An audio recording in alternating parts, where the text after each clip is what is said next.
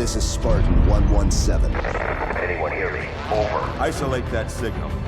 Master Chief, you mind telling me what you're doing on that ship? Sir, finishing this fight.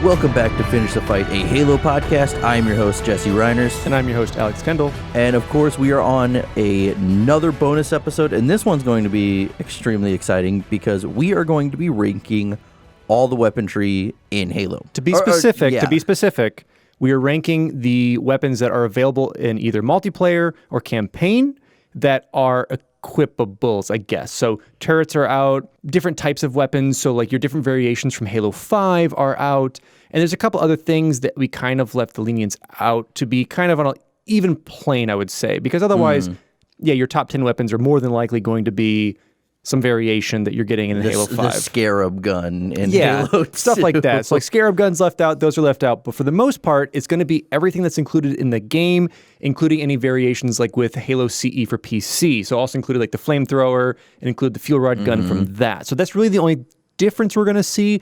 I also didn't include games like Halo Wars or any spin-offs because we're staying core to the weapons that you're actually using, you see, you pick up, you can use in multiplayer that people are used to. Yeah, because even in like Spartan Assault, there's a new weapon. So like we don't know too terribly much about that, and it's hard to apply that to the first-person games. Exactly, because you do use it, but you don't. It's because it's still like third-person type stuff. So we left it to the quote-unquote core games from CE all the way to 5 and have broken it down from there. So you will hear a couple repeats, just because as I went through, kind of listed the weapons that are in there. The one I really didn't was ODST, because you basically just put 2 different guns in, and that's about it. Yeah, there wasn't anything new there, really. No, because it's Halo 3 with a different skin for the most part. So added those in, and so we'll go through them. We'll get little descriptions of them. We'll give you some ideas on, their balance variations, and we've seen some stuff change between games. We've seen the plasma pistol change. We've seen the needler change. We've seen the assault rifle change. So we'll list some of those when the specific models changed. But for the most part, we'll just go through and have some fun. Yeah. And once we get to the end, we're going to give you our top 10 and our lowest or worst 10. Yeah, we're just going to be shooting from the hip on this one. Get it? All right. I tried. I'm sorry, guys. That was good. I was holding for the laugh track, but it wasn't there. All right, let's get into this. So we're starting with Combat Evolved. We're gonna also break this down by factions. So let's start with the UNSC. We have the M9 HEDP grenade. So yeah, your typical frag grenade. No real introduction or description needed there.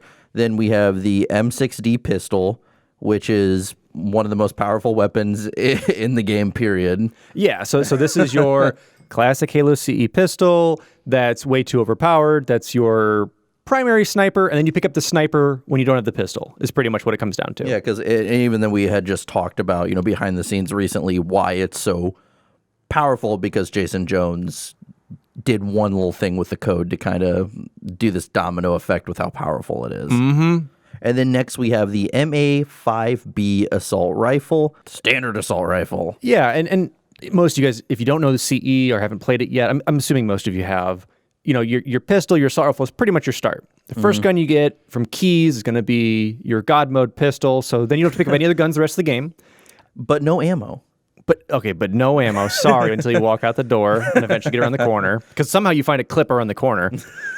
And your assault rifle. So your assault rifle, this is a tough one for me because this is such a weird weapon they've put in, where like headshot with a pistol, done. 50 rounds with assault rifle, maybe. Well, I thought you were going to say you're killed, but it's just maybe. I will say I've always loved the design of the assault rifle. I've always thought it was super unique, super cool. I think it's neat. It's a perfectly built infantry rifle. I think it's done really well. Obviously in CE, having 60 rounds in the chamber is huge. Or is it 120? I'm wrong either way. I think it's 60 or 120. I can't remember. I just remember in CE, they basically go, ammo? Yeah, you just have a trailer behind you. That carries. Reach, I think you start out with like 600 or 500 or 600 or something. So. Yeah, and so You have that, so you have your standard issue. Of course, you also have your overpowered flood killer or your one-tapper, which is the M90 shotgun. So I remember picking this up in the game the first time, and you basically feel like you are Doom Guy. You are Duke Nukem, just going through shredding everything that's around you. Yeah, and I think they've kept that pretty much a staple throughout all the games. Well, a little bit. We'll get to the Halo 3 shotgun.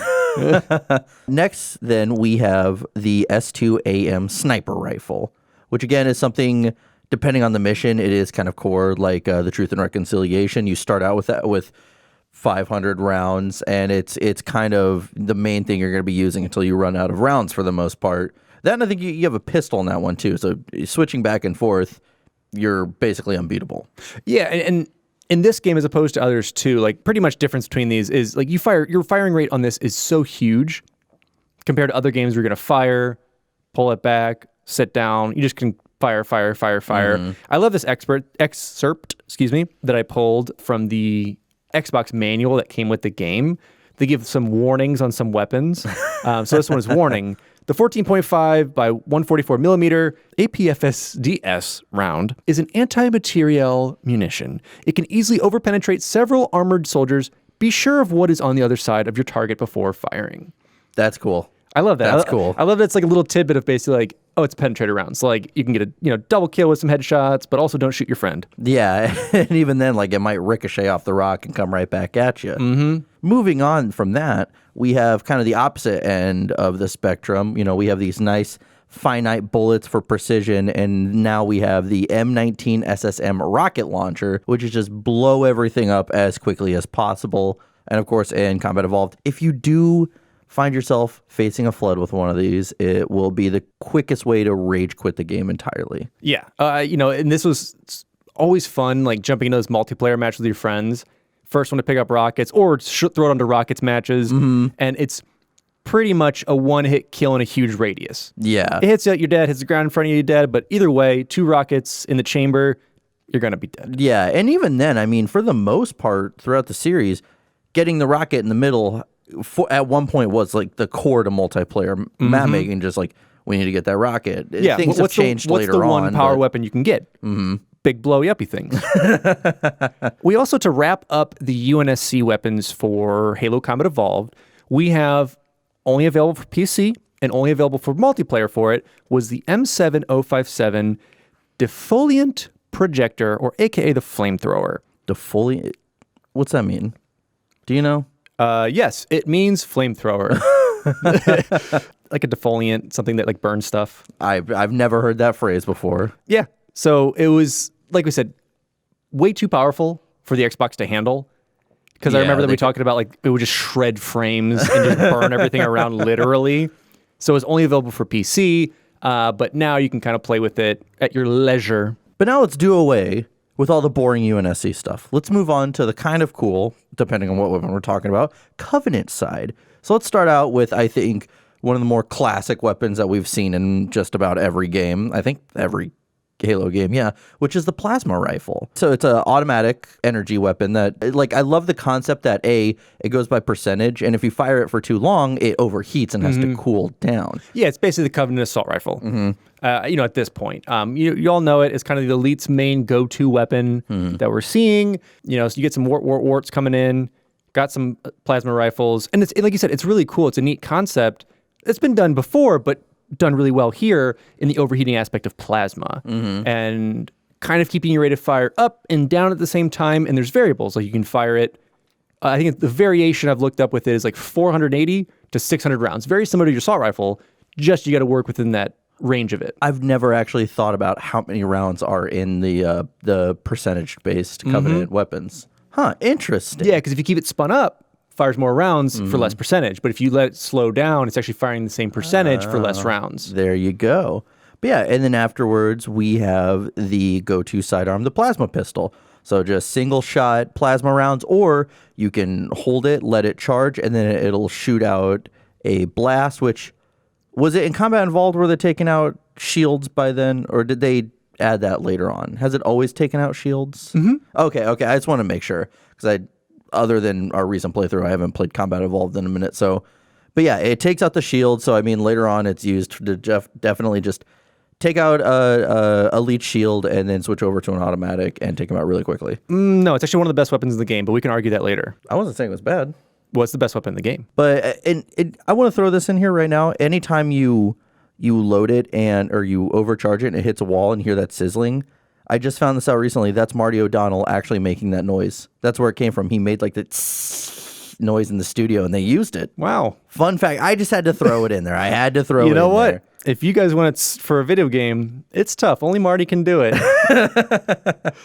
We also have, I think, one of the coolest innovations for Halo, at least in the CE world, was the Needler. It was a weapon that used ammunition, so it was off the plasma spectrum of the percentage, but it shot these different needles that whenever enough of them combined into Combundance.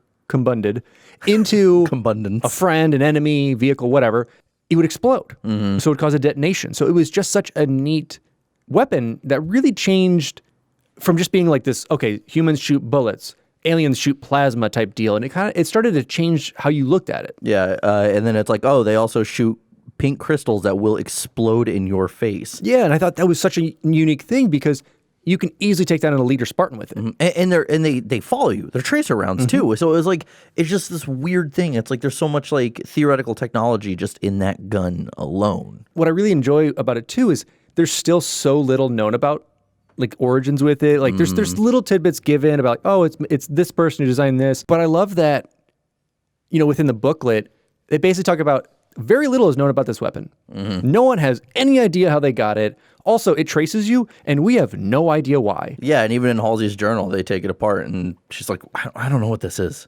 Yeah, what is this just magic crystal we're shooting? And of course, there's so many theories out there that I've watched of like how it actually works, and they're all great and amazing. They're all like on so many different ends of like this is how it could be. It could, like the crystals turn into a gas and then reform into the gun. That's why they look different. I don't know. They're actually wrong. Because what happens was, so the weaponsmith, when he was creating weapons, he had one of those crystal growers behind him. Where you like pour water in it, put some crystals, and they grow. Yeah. And that's what happened. And he went, oops, and he tripped on a banana peel. A gun accidentally went into his tank, and the crystals just fell in. So it's kind of like how Reese's were made. It was just like someone with peanut butter and someone with chocolate ran into each other. Yeah. And then they took a bite of it, and they're like, wait a second. Bam, end of story. I solved the world's mystery for you. All right, so moving on from that, we have, I think, an amazing weapon, the fuel rod gun. But of course, this was a PC exclusive. Correct. And the first time we ever saw it, it was purple. So it shoots condensed plasma that when it hits its target, just explodes. Yeah, I remember first seeing grunts in the campaign with it, and it's like, I want to pick that up. Same thing with the energy sword. I want to pick that up. Yeah, give it to me. And then you go for it. It's like, I think I brought this up before, that video of that raccoon with cotton candy, and it goes into the water. That is you when you first play Combat Evolved and you try to go for it, and you're like, oh, it just sizzled out. Yeah, and this gun obviously has the same take on what the hunters fire at you, gives you that idea, and it gives you that arcing plasma that, that the tanks will shoot, so at the rays that will shoot at you with the hunters. So it gives you that idea of it. And it, once again, like I said, it's a plasma weapon, so it has a percentage charge on this one. And I believe it is, I don't remember is it like 10 shots, 8 shots? I forget what it is for the PC. And here's the thing, it always changes, I feel like. Like the capacity is always changing. So it's, let's just go with 6 to 10. Yeah, because in the PC, it didn't have ammo. It had percentage, just like all the other weapons. But once we finally get the fuel rod gun into the game, we now have ammunition charges. So a little different with it. And then to wrap up the Covenant weaponry of Combat Evolved, we have the plasma grenade. So, of course, you throw it, sticks to your opponent, and then charges up and explodes. Pretty straightforward, pretty crucial in sticky situations. I didn't mean to make that pun, but I just did.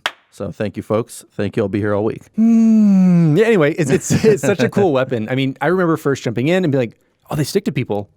That's really cool. And trying to get that perfect arc to either stick your friend or stick that like elite that's way out there, and then just have them tumble into either the other friends they have or tumble into the grunts. And you always gave yourself bonus points when you could hit them in the face. You're always just like, yeah, like it did nothing for the gameplay, but that was always like me and my friends just later on when we'd throw sticky grenades at each other in multiplayer. It's like we'd almost give ourselves like more points, like unofficially on the roster because we got each other in the face. Oh, of course. And I don't remember which Halo it started, if it was with CE or not. But whenever you do get a headshot or head stick, I guess, and they get the actual blue like plasma flame in their visor, they know they're screwed. Yeah, you see it start to just get brighter and brighter. And you're like, oh no. So that's when you just start running towards people. If I'm going down, so are you. So that wraps up CE for you. So a smaller list of guns, as we're going to see in other games, but very impactful. And a lot of them, we're going to see either iterations of them, upgrades on them, or just wholly entirely rebuilds on them. But we're going to see those guns throughout Halo. Yeah. This kind of set the precedent for it and really where we're going to go with it. Because later we'll see that the flamethrower, even though it didn't make it in as a, quote unquote weapon later, it's a turreted weapon, kind of like you see with the missile pods and other things like that. You still see it come back. Yeah. So really cool. But we'll move on now to Halo 2. And we'll start with the UNSC side again, of course. We will start with, I would say, honestly, the most controversial weapon in Halo, bar none, because it's the greatest weapon in Halo, bar none. The M6C pistol. And I love your logic as to why you love this weapon, because you say it's the only pistol that acts truly as a sidearm. Yeah, and they definitely changed that later on, where there's different iterations, like they increase either the ammo capacity or fire rate as well as damage, or they change stuff around. So they really went, oh, we made a sniper rifle in the last game, let's make it a very weak sidearm. Yeah, like something that you pull out when you run out of ammo. Exactly. It's meant to be there as your sidearm for it. You're not trying to go through the entire game with just a pistol, trying to use those things. So I really enjoy it. And this is also, with Halo 2, one of the first and slowly starting to be the last experiences of dual wielding. And so when you get to dual wield those, you feel like a cool cowboy. You have some fun. You always say draw before you kill people. Exactly. So I really enjoy it. I think it's a weapon that's very un-Halo in Halo. Yeah, because it's one of the first weapons for me that I saw that looked just like a regular version of a weapon. Like clearly the CE pistol has a very unique look along with the assault rifle and everything. This is the first time we get something that's like, this just looks familiar. It feels familiar. Exactly. And it's one where you jump into the game, you go, headshot. Oh, that didn't work like the last one. I want to see the stats of the first 24 hours of Halo 2 being released, of people dying at that part where you meet the hunters trying to kill them with that pistol. Like, I want to see those stats. Oh, yeah. So moving on from that, we have another first appearance, which is the BR-55 rifle, the BR rifle. So the ammo capacity has 36 rounds, and it's a triple shot fire. So how many headshots did you have to get in Halo 2 to kill someone with it? 3? It was 2 or 3. If you connected all 6 rounds, I don't remember. It's either all 9 rounds or all 6 rounds for full shields. Yeah, but I mean, it was almost like it replaced the AR. So it thankfully, yes. So it had some, I'm not going to say big shoes. It had shoes to fill. Yeah, it was one of those where people were like, oh, it's interesting. We don't just have a machine gun anymore. We have like a bullpup. We have a burst fire rifle. And people started to realize this is much better because, one, I can control my spray. You're now getting into the skill of the game, because you always consider like single shot or triple shot things that are scoped are skill shots. So instead of the spray and pray, it's more skill shots, and it leads to SWAT as a game type. Yeah, and I mean, for me, you play other games with 3-round bursts, and those guns have never resonated with me the way that the BR does, because it feels more powerful and impactful when you're attacking someone with a BR. Yeah, and that's the thing, too, is I judge a lot of the guns based on, obviously, my popularity and how I like them, how they work in multiplayer and campaign, but the feel and sound, and does it make you feel like you're really firing this cool gun? And so we also have now what I guess some people also consider the exchange for the assault rifle, which is the M7 caseless submachine gun, the SMG. Yeah, it was like a 60-40 trade for the assault rifle. It's like 60% of the time you're really going to be utilizing that BR, and then maybe 40% of the time, maybe even 30% of the time, utilizing that submachine gun. And I think, too, you have to notice that one thing they really did with this was the spray and sway of the weapon really jumped with this gun. So as you're trying to fire, you're slowly going up, and if you're firing 2, because it's dual wielding with these, you're going all over the place. It's inaccurate as hell. But it can help you to pinch, especially if you're up close with them. Yeah, I think they needed a machine gun that would work perfectly for dual wielding. And that's really why they did it, because on a lot of levels, if you start with the basic settings, you usually start with an SMG. It's an easy weapon to dual wield. It's not very powerful. It's not overpowered in the least. And it really sounds like you're just popping popcorn. That's one thing about it too, that when you fire it, you're like, I'm just firing this as a little rat-a-tatter. I imagined it as like if you had a floor that was just bubble wrap and you just released like a bunch of toddlers on it and like let them do their thing. Like that's to me exactly what it sounds like. Oh yeah. So now for sniper rifles, we have kind of a newer version, a 0.5 or a 2.0. I don't know, however you want to classify it. The S2AM sniper rifle. You know, so it's a little more jazzed up. We have more polygons, so we have to call it a new model. That's essentially what we're doing here, guys. Yeah, it had update. It didn't have that same ka-chunk power that you kind of felt in that first one. It slimmed it down so you don't have that weird like 50 cal barrel sitting right in front of you that like extends like a mile. Yeah, so it was a quote unquote downgrade from it. Still, headshots would do what you had to do with them, but it was a different model type for it. And you're going to see that as we go. We'll list kind of first appearances of either model types of it. So it's probably the same gun you've seen, but a little alteration or some things that actually changed it significantly. Yeah.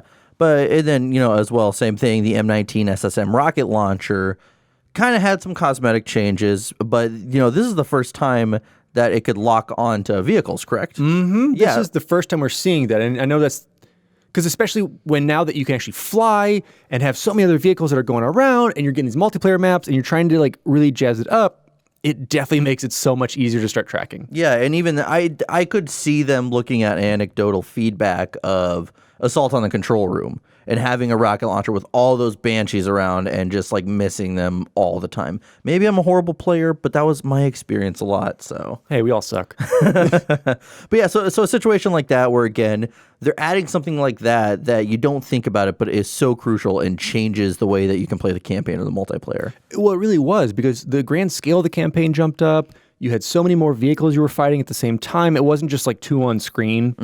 You had so much more going on. And it really brought the quality of life of the game up. Instead of having to like hope and pray you're going to hit that Banshee, like those 6 Banshees that are circling about, you're like, oh, I don't know, just fire into them. I always thought about like the rocket launchers without target locating as like shooting a bow and arrow from far away in a game, because sometimes you have to plan it and be like, is the monster going to turn into this arrow? Now it's like, nah, son, I don't have to worry about that. Well, and luckily in Halo, they're very forgivable about like rocket launchers and missiles, that they continue on their trajectory forever. They never like alter it like a regular one would. They're like, just as long as it goes down that line. So yeah, this definitely brought the quality of life up for it. And it still gave the attacker an opportunity because you still had to like lock on, get it going, and you could still dodge it in a Banshee. Yeah. And then we as well come over to the M90 shotgun again, but little different. Wasn't as powerful because it had less rounds in it. That was one of the biggest things. We had 24 in CE. This now dropped it to 12, changes up the scatter pattern a little bit, and in my opinion, just makes it less of that Doom weapon and more of like this realistic Halo-ish weapon in a way. Like it takes you from being super god to just being a Spartan god.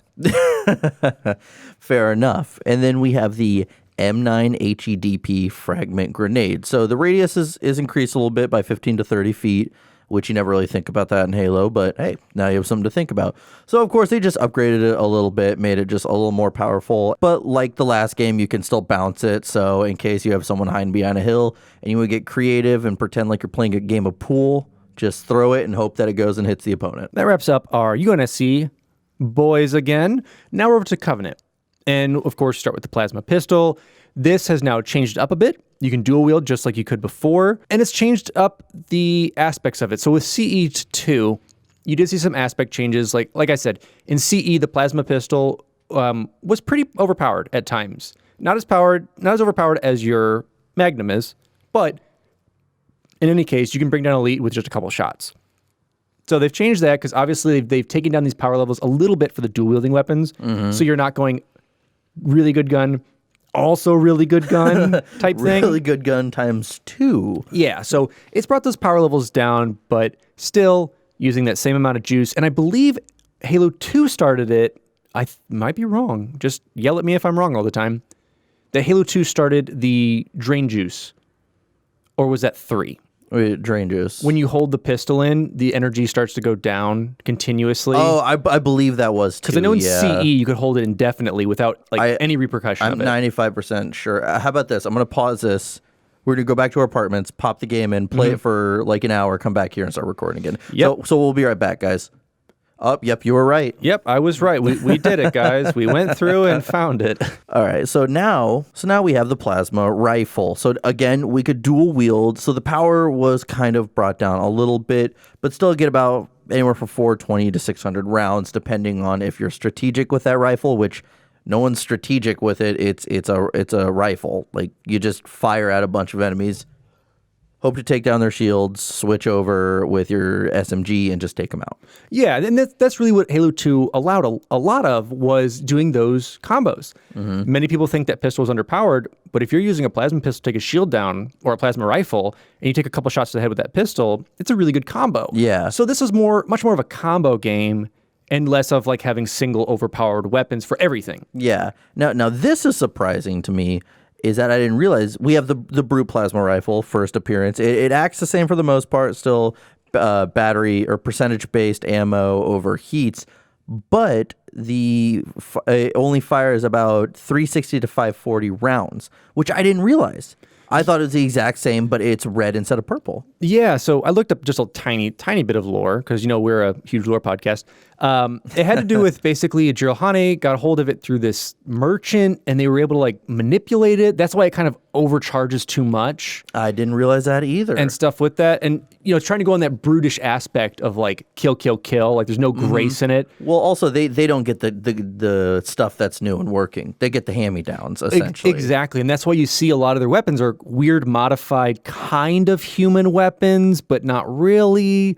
With the maulers and the brute shots are still in that same realm of like using different metals that seem humanoid, but still have, a Covenant swing on them, whether they were built by the Jiralhanae themselves or if they had some engineers build some of that tech for them. Well, I think it was when Isaac Hannaford was doing concept art for them in Halo 3. He said he was inspired by like, he imagined them having like a chop shop where they just like took apart everything and put it back together. Yeah. So it makes a lot of sense. Exactly. And then we also have another dual wielder that I think for a lot of people, either way, I think it's a great weapon with it when you're dual wielding it, is the Needler. Needler, you got 30 ammos per magazine, if you want to call it that basically shreds your enemies if you're dual wielding it. This is really where the Needler started going, I am a very overpowered weapon. I am far too powerful for this game. Yeah, because Halo 3 saw that and said, let's not allow you to dual wield that. Which at least let's do it in the campaign. Come on. Yeah, let me just shred some grunts up. That's all I really wanted to do. So it was really interesting, and it kind of shifted the gameplay a little bit. Granted, Halo 2 is not perfect, and that's just kind of one of the mistakes that bled through, unfortunately. So now this is a first appearance, and I love this weapon, by the way, for the most part, the Covenant Carbine. So the ammo capacity is 36 rounds. It's a precision rifle. And, usually you're going to be seeing mainly just Jackals using it in Halo 2, if I'm correct. I believe so. You might have some elites with them. But or Brutes as well, I think. Brutes as well, because it's seen as a marksman rifle in a way. So you're seeing, if you don't have a Jackal with a sniper, you typically have a Jackal with one of these that are still trying to pick you off, but not as much damage. Yeah, and it's almost technology that kind of mimics the fuel rod gun, so it's those same kind of containers, those green bursts. Yeah, using that tech of basically bottling up that plasma and be able to expel it out. So, and it's also kind of a take on the Needler in a way, because you're basically kind of trying to projectile this goopy goo. They're basically trying to like design these alien weapons with it. So makes a cool idea. But it was one of the coolest things added, as well as the BR, because you go, I'm out of BR ammo, and you're like, I can use this same thing. Yeah, if you're a precision kind of guy, now we have that not only from the UNSC but the Covenant as well. Yeah, so they still try to mimic that. I think either side didn't seem overpowered in a way, or didn't seem like only these weapons were for these people and these were for these. And we're going to see that as the games continue, that all the weapons will kind of come together in a way. Yeah.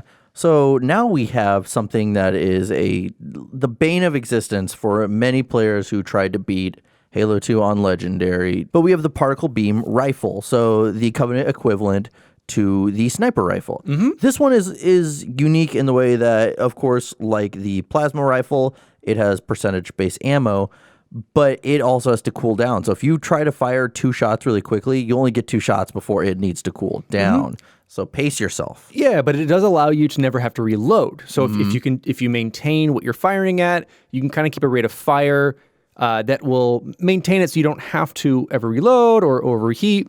And like Jesse said, once they threw this in the game and basically put these aimbots in for these jackals, you were done with. Well, I saw a video of a guy who did some kind of grenade jump in that area, where that courtyard where you first see the brutes. But he was in the sky, let's say like 100 feet. And somehow one of the jackal snipers picked him out of the sky. Like, incredible. Like, they're there just waiting. And that really confirms it's just like the second you get within that range, like just that sensor goes on you and you're screwed. Yeah, it's just an aimbot. It's just like once they're in this range, shoot their head. And next up, we have another brute weapon, which was really different than most anything we've seen thus far, which is the brute shot. Yeah, it's that chop shop style that we're seeing. Yeah, it was basically you get a bandolier of grenades, slap it into a conveyor belt with some blade on it, and shoot out a tube. Yeah, and well, because it's got that giant blade on the back that I've always thought was really cool. And I'm just gonna assume that that blade is not more powerful melee than using any other weapon. I'm gonna not, assume unfortunately. Not. I always thought so when I was playing that when I was younger. I was like, wouldn't that be cool? And then reality set in. So, but I always love that thing. I mean, that's definitely in a situation where you are fighting brutes. That's one of the best weapons to use against them, as long as you have your distance. They start coming at you, unload. So you got 4 rounds, just don't miss. Yeah, and this is the first time that we're going to see a grenade launcher in here. We'll see some iterations come. Some might be better, some might be even worse. So we'll see how it goes. We don't know. But basically, a first in the sense that we can actually use it now is the Covenant Energy Sword, which is 3 foot long. Never thought about how long it was, so good to know. But of course, it's a sword. It's a sword that, as long as you can get near your opponent, depending on your opponent, whether it's a multiplayer or a campaign, one slice, they're out. Pretty straightforward, and depending on how good you are with it, especially in like a game mode later on like zombies, you can really do some damage with it. Yeah, and this is also one of the first times that they'll play with melee variations, so you can sword block, you can sword cancel with a couple things. So they've added in different variations of really using the weapon that's different than just your typical melee or obviously shooting weapon. And now we finally get to officially, quote unquote, use that field rod gun. Yeah, it's more in the broader audience because it's not a console. Because most people, I don't really think, like me as a young kid who didn't have a PC, was not really thinking about, I'm missing out on 2 weapons on PC. And these 2 maps. Yeah, I have this now. So we now, instead of a percentage charge, we have ammunition. And it comes in those like clusters of green stacks, I guess. Someone described that better than me. Just do it. That's terrible. It's a magazine that just sticks together, It's I a guess. chunky mag. A chunky mag. So put that chunky mag in. You get 5 shots per mag. And they fire out very similar to the Hunter, so it's just like a concussion blast with like a fiery green ball. Yeah, it's like if you chopped the Hunter's arm off and painted it yellow, essentially. That's how it acts, more or less. Pretty much. So, yeah, you finally get to use it. You do get magnification in it, obviously, because it's trying to combat the UNSC rocket launcher to a point. It does less damage, but you do have a quicker fire rate, and obviously you get 5 rounds instead of 2, so they're trying to make up for that. I love how Bungie did tackle balancing that kind of stuff, because it's like the carbine can fire quicker, but it's not 3-round burst, but it fires quicker and has more ammo than the BR. So really cool when they were doing stuff like that. Yeah, it makes it really fun to kind of have very similar weapons, but different ways of using them.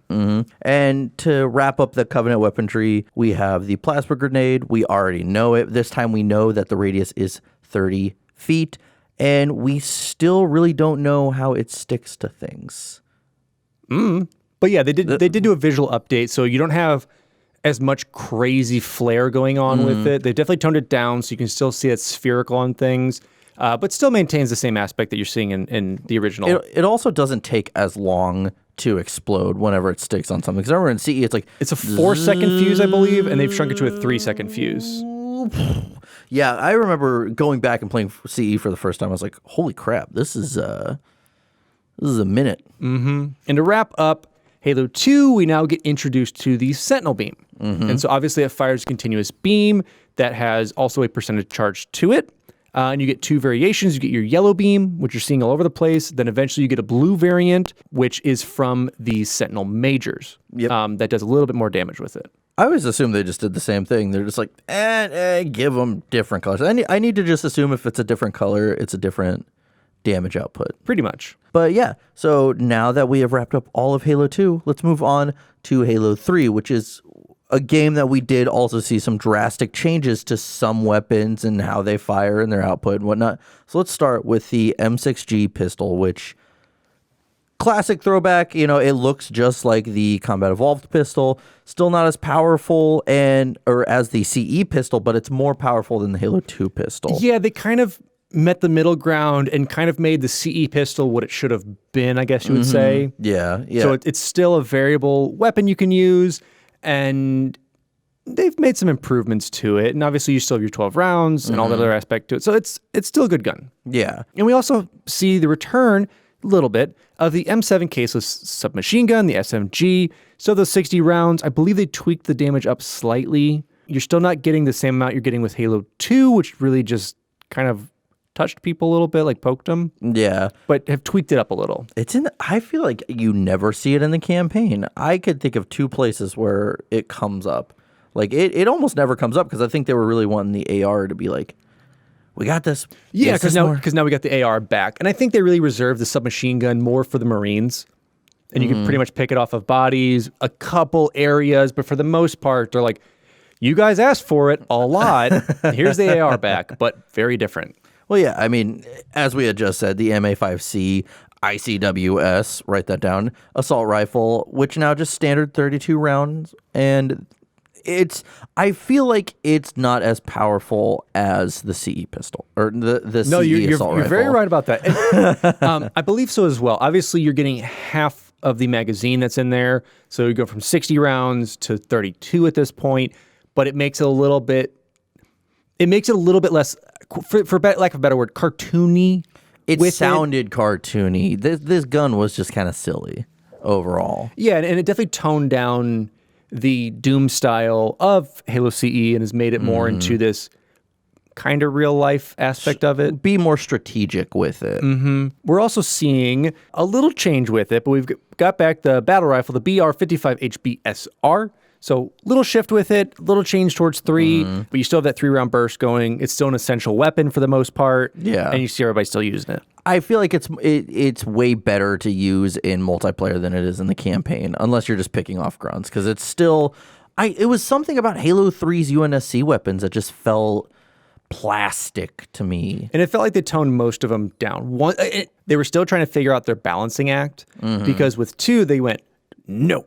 And then with 3, they went, yes on some of them, but no on those overpowered ones we just put in. Yeah, I don't know. It's weird, but that's just my assessment. Let us know how you feel like which game has the best weapons, because that's always curious to see that kind of divide. Now we have the M90A CAWS, or CAWS, shotgun. So now we have 6 8-gauge shells. So before, I think... in CE or in 2 is 12, right? And CE is 24. Yeah, so we definitely come down. They're like, okay, chill out. I still love the shotgun. I feel like for the most part the shotgun was still about the same. No, heavy decrease in damage for 3, and the spread's a little different. So unfortunately, this got a huge chunk taken out of it. There's still aspects like sword shotgun battle, like you still have those things. But if you're wanting to bring a weapon in, you're probably going to avoid the shotgun for the most part and bring something else. I always like it, but that was just me. And like we're going to see in pretty much, I think, every Halo, except for 3 to ODST, a change in the sniper rifle. Now we're seeing the SRS 990 AM sniper rifle. You still have those 4 rounds, but like we said, your damage output varies slightly, but for the most part, it's a lot of visual updates and sound updates. Yeah, that one sounded... a lot more realistic, essentially. But after that, we have the M41 SSR MAV/AW rocket launcher. So 2 HE rockets per magazine. That's pretty much it. This But this one, I feel like this one was another one that didn't have too much of a change from 2 to 3. Again, am I crazy? A little visual. I mean, yeah. For 2 to 3, a lot of what it was visual updates to it, a little cleaner because you're coming from obviously Xbox to Xbox 360. So a lot of those visual upgrades towards them and just making it look like a more polished game. And I think taking some of the hefty cartoon aspects of CE and bringing more, like I said, that real life, slimmed down, toned down versions of them. And this is another new one we're looking at. Yeah. Is the WAV M6 GGNR or the Spartan Laser. So you obviously get 5 shots per your whole charge. And this one's similar in an aspect of the charging of your rockets. Like you obviously have to like lock onto something, hold it. But with this, you're actually charging up the blast of this like photon beam that it's shooting out. Yeah. And it just melted anything in front of you. Yeah, it'll take, for the most part, I know like it'll probably take one, like, or is it like 2 shots for like wraiths? You can take this out pretty easily. But if you see like an enemy or like a ghost or a turret or anything like that, 1 shot good. Yeah, the best part is trying to 360 no scope someone in multiplayer with it from across the field. Well, that's an achievement, right? It is a double kill with a Spartan laser. So I think they really wanted people to use that in multiplayer. Like, we'll just give them like the hardest achievement and then they'll never not use it. Yeah, because it's an accuracy weapon, but has to be built up and used with it. So it just makes it a fun challenge. Yeah. So to wrap up the UNSC's Halo 3 weapons, we have the M9HE DP fragmentation frag grenade. So the kill radius is 5 meters and the casualty radius is 15 meters. Not really much has changed as we know. Polygons. That's what changed. Polygons, some of the damage has altered on some aspects of it, but that's like sub-levels. And that's more of like the grenades got better in this game, or no, the grenades got worse in this game. You can argue the aspect of it, and yes, they have, yes, they haven't. To each their own. Maybe you just got worse, bud. Maybe you just got worse. You got older. You lost that young touch to it. You can't play games no more. So now we jump over to the Covenant. Plasma pistol again. Not really seeing much of a variation with it. And like I said, some of these games, guys, we're going to go through them a little quicker with these. I wanted to reiterate what's in there. The only one I've really changed is ODST because it is 3, just with 2 different guns. But plasma pistol, they tweaked it a little bit, but you're still not seeing the same damage output you saw like with CE. Next on the list, we have the return of the plasma rifle, a staple at this point. You got to know by now it's a staple. Yeah, and like we said, it's visual updates for the most part. Yep. But that's about it. But moving on from that, we have something new, the Brute Mauler. So 5 shells within a magazine. This is kind of finally the Covenant answer to the shotgun. Yes. Because we haven't had that before. And it's dual wieldable. So it's not as powerful, but you get 2, you're perfectly fine. Yeah, and this to me too was one of those guns when I picked it up, it felt good to carry. It felt good to shoot. It felt resonant with it. It didn't feel like an overpowered shotgun, but it felt like it was doing the damage it should do, I guess, if that makes sense. Yeah, yeah. But on the other hand, we also did get the Brute Spiker, the Spike Rifle, whatever you want to say it, or you can call it the Poop Rifle, whatever you want to call it. Pretty worthless. It's, so you had 48 spikes per magazine, and if you go, I like the Needler, and you pick this up, you go, it shoots spikes, kind of like the Needler, but it does none of the damage or any of the impact at all. It takes away what's unique about the Needler. It's this game's assault rifle. Like, that's what it is. It felt cool because it has those 2 like spikes on the front. You could feel like you could like stab someone with it, rip their guts out. It looked cool. You saw that for the first time. You're like, oh, I'm invincible. No, you die pretty quickly. Even dual wielding them, you're almost emptying both clips. And then you take an hour to reload them. It's basically like, I'll put a few in you and melee you 17 times until you die. Yeah, it's basically like, I'm shooting you in the back. Guess what? I'm going to come and punch you. I'm coming for you. Stay right there. Yeah. Stay right there. I'm going to get you. And if it did more melee damage, I could justify. Yeah, if they had that aspect to it. Yeah, if that aspect was included. The same thing with like the Brute Shot, if that blade actually did more melee damage than just being cool to kick it up. That would make sense then, where their weapons did less damage because they didn't know how to put them together. Yeah. But they knew how to do melee close damage because they're just giant gorillas. Yeah. But alas. But yeah, so now let's have the cool version of the Brute Spiker, which is the Needler. Nothing's really changed at this point. It's still at the 30 needles. Still 30 needles. They're still kind of cartoony looking, and they still follow you around. They still explode. It's actually a weapon worthwhile, unlike its little dumb cousin Brute Spiker. But like we did say, they did reduce the damage, and they did not allow dual wielding now. So they did nerf it a bit in the game. They don't do it like modern day. They don't just nerf it over the internet. They had to make an entire new game to change the aspect of it. But they nerfed it a bit. It was still viable because especially with brutes, whenever they go into like rage mode and start charging you can kind of build it up into them, have them explode. So still viable. Yeah. Not as great as Halo 2. We also see the return of the carbine, and I think they really polished it off. It looked much better in this version, in my opinion. It was cleaner, sleeker, much more Covenant-esque than its Halo 2 predecessor. Well, I think it's like that you have those two games to work with and go, this is what makes it tick aesthetically and with the function as well. Yeah, and I think it's like you said, over that time with CE, we had big chunky weapons, big chunky model characters, and as we see it, it gets slimmer, cleaner, sleeker, more polygons. They go on the diet, and look at that. Atkins comes in and goes, hey, you can still eat that pizza, but you got to get rid of that. I think that's what Atkins does. I don't know the Atkins diet. No, Weight Watchers is where you log the points. That's what I'm thinking. Yeah. Whatever. You log some points, you slim your guns down. Weight Watchers. Oh, man. But yeah, now moving on, we have, again, the brute shot. But this time it's 6 rounds. So they increased the rounds, actually. I want to say it's about the same. Am I crazy? There's probably a little bit of damage reduction in it. I believe there is. But I think, let's say 5 rounds is still better than those 4. So like you still have a positive net gain in a way. Yeah, because it still fires about the same rate. The blade on the back still does not do anything. But Sorry, still cool. folks. Still cool. I mean, the thing looks absolutely crazy. It represents the brutes beautifully, just thrash and shred. That's what I think about. And you should be able to do it, but you can't. I digress. And that's really what it's for. What's not for thrashing and shredding is the return of the beam rifle. So still that dreaded beam rifle. I believe they turned the damage down a little bit when it comes to, or at least the aimbotting for your campaign. Well, as well as they fire some warning shots sometime now. And this is more diving into how the AI use it, but whatever. But it made it beatable. It made it not want to pull your hair out every time you turned a corner to try and find wherever that Jackal sniper was. Still difficult, but in multiplayer, still the same effect. Headshots do headshots. Exactly. Hashtag headshots. Hashtag headshots do headshots. You heard it here first, folks. But now we have the fuel rod gun.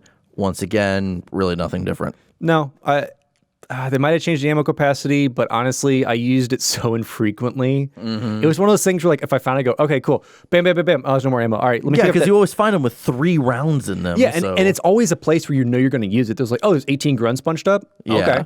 Oh, there's a pair of hunters. Well, we got you, buddy. We got you. Yeah, so then I go pick up one of the 30 plasma pistols and continue with that. And then we get, obviously, return of our energy sword. A little bit of tweaking since 2. The animations are slightly different. They've changed the combat system of it, but we're still seeing the same energy sword. They might have tweaked how much charge you get per swipe. Well, I know with if you use it against, it was in 2 or 3 that if you use it against flood, it uses less. I know 3 100% it does. Okay. 2 I don't remember if it might have been in 2 as well. It might have been. I don't remember with this because I don't. Whenever we get to like these comparisons, I don't remember because I've played those games thousands of hours. But when it comes to comparing them, I go, they kill. they kill. They kill things. They kill. Yeah, but in layman's terms, yes. Yeah, but on average, if you're killing a Covenant species, it's about 10 kills, 10 swipes or so, because it's taking 10% for the most part. Yes, it's the same amount for a grunt that it is for a brute. Yeah, but I guess you're slicing through delicious fresh flesh and not like decomposing dead flesh. I guess it's their Hashtag fresh flesh. That's the new Subway slogan after this apocalypse ends. So now we have a first in a way, because in Halo 2, we saw Tartarus with the Fist of Rukt, aka literally the coolest weapon in Halo of all time. But now we have the Gravity Hammer, which is the more industrialized version of that, which originally all the chieftains were going to have their own version of the Fist of Rukt. Probably just didn't do the overshield, but they eventually changed it to where it now actually looks like it's created. Yeah, that it's much more of a brute construct and not like given to them by the profits with Forerunner tech. Yeah, so it's a cool weapon. Again, a blade on it that doesn't do anything until Halo 3 ODST and that one cutscene, but that doesn't really matter. But either way, amazing weapon, one of my favorites. You get that and you feel like God, essentially. If anyone gets near you, just boom, boom, boom, boom, boom. Yeah, and it was kind of the response to the sword. Another melee weapon, but instead of needing to have precision and slice through, it's actually like an AoE weapon. Where, yes, an immediate hit is like a one-hit kill, same way kind of the sword is. But with that area effect splash, you can launch people, objects, do less damage, but still do damage without direct hitting them. Yeah, if they get near you and you swing it, they're going to go back a little bit, giving you enough time to kind of figure out what's going on in the situation. In that case, with me, I still die. Almost always. One thing we will see that did change the game a little bit is going to be the difference in grenades. So with the plasma grenade, we're actually getting a nerf on it. So the kill radius previously was 6, I believe, and it's actually a lower radius, so it's down to kill radius of 4, because your frags are staying at 5, so you have a little bit more damage with that. And you're seeing that its casualty radius is 12. So they're kind of trying to be, okay, the frag grenade is still good. Yeah, they're reducing the damage in the area, but still trying to make it a plasma grenade. But then we also have, something new, the Brute's version of the grenade, which is the spike grenade. So in a way, it is still a sticky grenade.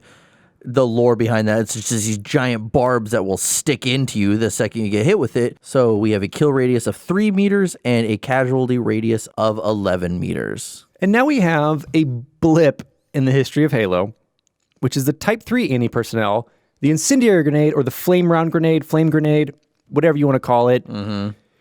This was, I guess, without pulling lore, it's kind of trying to be the Brute version of another grenade that they have. Yeah. That basically, it's kind of like a Molotov cocktail. And do you first get it when you start going up the towers? I forget when you first get them, but I know in those... I think so, because I know I've used them before to fight the invisible. Yeah, the invisible brutes. You just throw them on fire. And that second tower, yeah. Don't quote me on it. We don't know this stuff, guys. I'm sorry. I know all of it. But yeah, it was a blip on Halo's radar. They had it in there, and they're like, yep, it's here. Nope, no, it's not. No, it's not. Sorry about that, guys. Yeah, because we did have the inclusion of the flamethrower, and they were really trying to push those aspects of it. I think it worked well against Flood. Flood, it worked perfectly, but then, of course, in ODST and Reach, you don't have it, so... Yeah, but this one only had a kill radius of 3.4 meters because you're trying to be in that blast radius of the flames, and a casualty rate of only 4.7, so it's a very precise grenade. I love that this is the only one with decimals. Yes. All are whole numbers except for this one for reasons. It's because they're so small. It doesn't have like 11 meters. It's like, it's actually 472 millimeters. But to wrap up Halo 3, we have the Forerunner Sentinel Beam. More polygons, my friends. That's it. And I think... I want to say it's a little I think it's a decrease in damage. I think I think 2 does a little bit more, and a little bit variation. I think in this, it was just total garbage. You just find it occasionally. And you're like, I guess I'll use it. It's good against Flood. I will say it's good against Flood. It burns them down pretty quick. But I'd rather have other guns. Yeah. But you know what? I'll literally take anything that people give me. But if I had to choose, it would be something else. And now over to our boys and girl in black, Halo 3 ODST. So we start off with where they really did, in my opinion, the submachine gun right, which was the M7S submachine gun, the SMG. And it now had a variable scope with it. It had 48 rounds instead of the 60 that we saw in the previous games. And it was also a silenced SMG. Quote unquote silenced. Well, no, it did pretty well. I mean, it did pretty well with it. But this actually felt good. Like I said, going back to my weird scale of feeling good with the guns, it felt like you were kind of had the impact of it. Instead of having this little pea shooter that kind of rattled in your hands around, this kind of felt like you had it tucked up with a bump stock. It was there. You're shooting it. And it felt like impactful. Yeah, it definitely was really, really unique. And it was cool that they brought that into Halo 3 ODST. So kind of the same thing that they did with the submachine gun, they did with the Halo 2 pistol, because now we have the M62 Magnum, which is the first appearance. Silenced pistol. Overall. But once again, I think For only having 2 new weapons with, I think, maybe a couple alterations in the game to kind of tone down some of the damage, but only having those 2 weapons added really made an impact on the game. It made it fun to keep your 2 starting weapons. Yeah, I can agree with that. I think this is the first time where I really felt like these starting weapons are really cool. I want to keep these as much as possible. And anytime other than a shotgun, if I could have one or the other, then I kept them on my person usually. Yeah, and because you're only fighting brutes, and most of them didn't have shields, it was super nice to have that pistol. Mm-hmm. Yeah. So you can kind of work around with that, pepper them with the SMG, get some headshots. Yeah, it was a quick pistol too. Rate of fire was super quick. That's what I loved about it. Pop, pop, pop. Yeah, it was super nice. I enjoyed it. Mm-hmm. Well, now we're talking about enjoying things. Now we go over to Halo Reach. You said I enjoyed it. I was like, hold that thought. But anyway, going over to Halo Reach, I'm clumping this under UNSC because it's human. We don't know that. Okay, you know what? We You're don't right. know Because it's that. very big. You're correct. But I wanted to throw the 7-wood, the golf club, in here. Mm-hmm. It is a weapon. I wanted to make sure it was included. It's multiplayer only with it, but You said multiplayer campaign. I did. It's both, and it's not overpowered like the Secret Scarab gun. It's still a thing that basically replicates the hammer. Mm-hmm. Yeah. It's just fancy. That's why we don't know if it's human. We didn't have that alliance yet with the Covenant to reverse engineer the technology. It was a very fancy brute who wore like a bow tie and a monocle, and he dressed his hammer up to look like a golf club he saw. And he goes, What's that guy's name? Paul? Yeah, it's Paul the Brute. Paul the Brute, that's also an accountant. Yep. He just had to go out on the weekends, have some fun.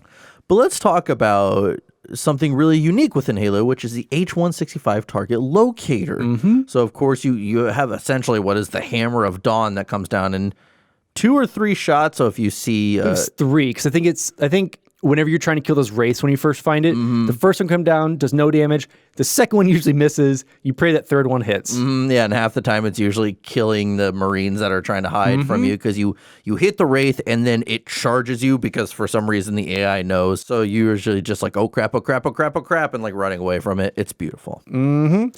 Another thing that was added that, you could take it either way is we've now lost the brute shot, obviously.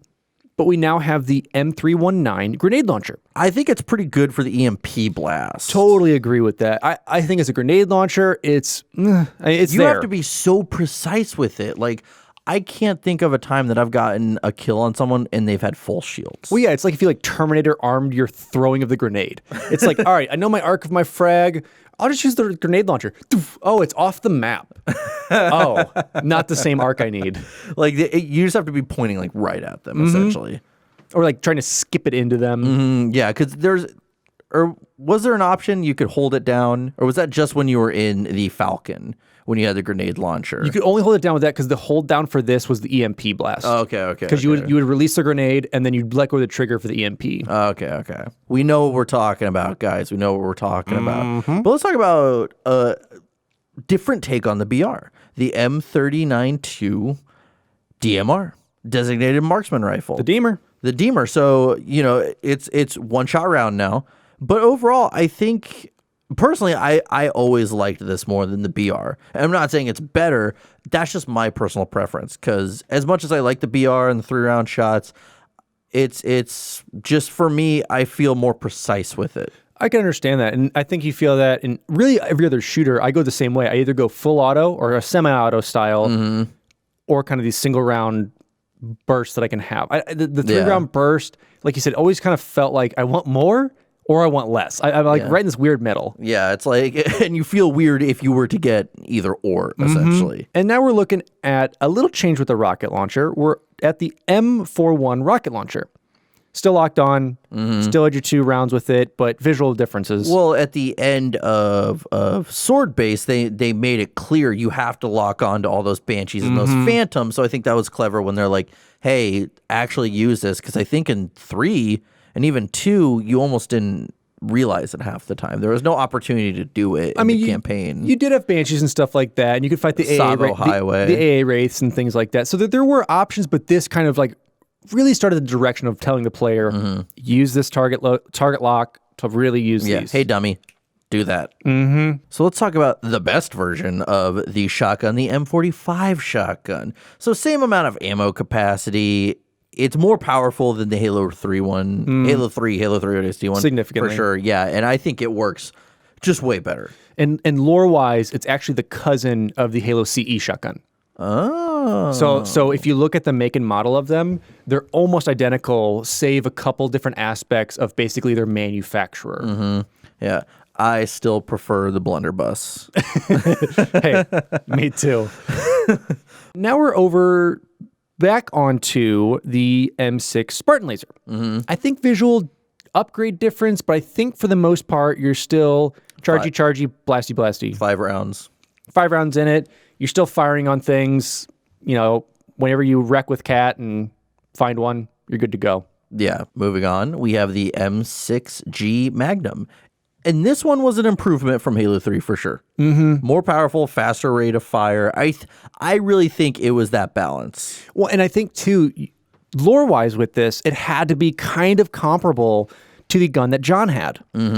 It's still around that same time, and you're not trying to be like, oh, it's an Oni test thing. That's why stuff changed. That's why you never see it. It's a one-off on Reach. Yeah, so they played around with it. They definitely, like I said, they make the jokes and memes of the Halo 5 because obviously you could pick up the CE pistol through rec cards and through other things. So the Halo 2 BR. Yeah, they had 2 BR, the beam rifle, things like that were way overpowered with it. They've brought back with 5.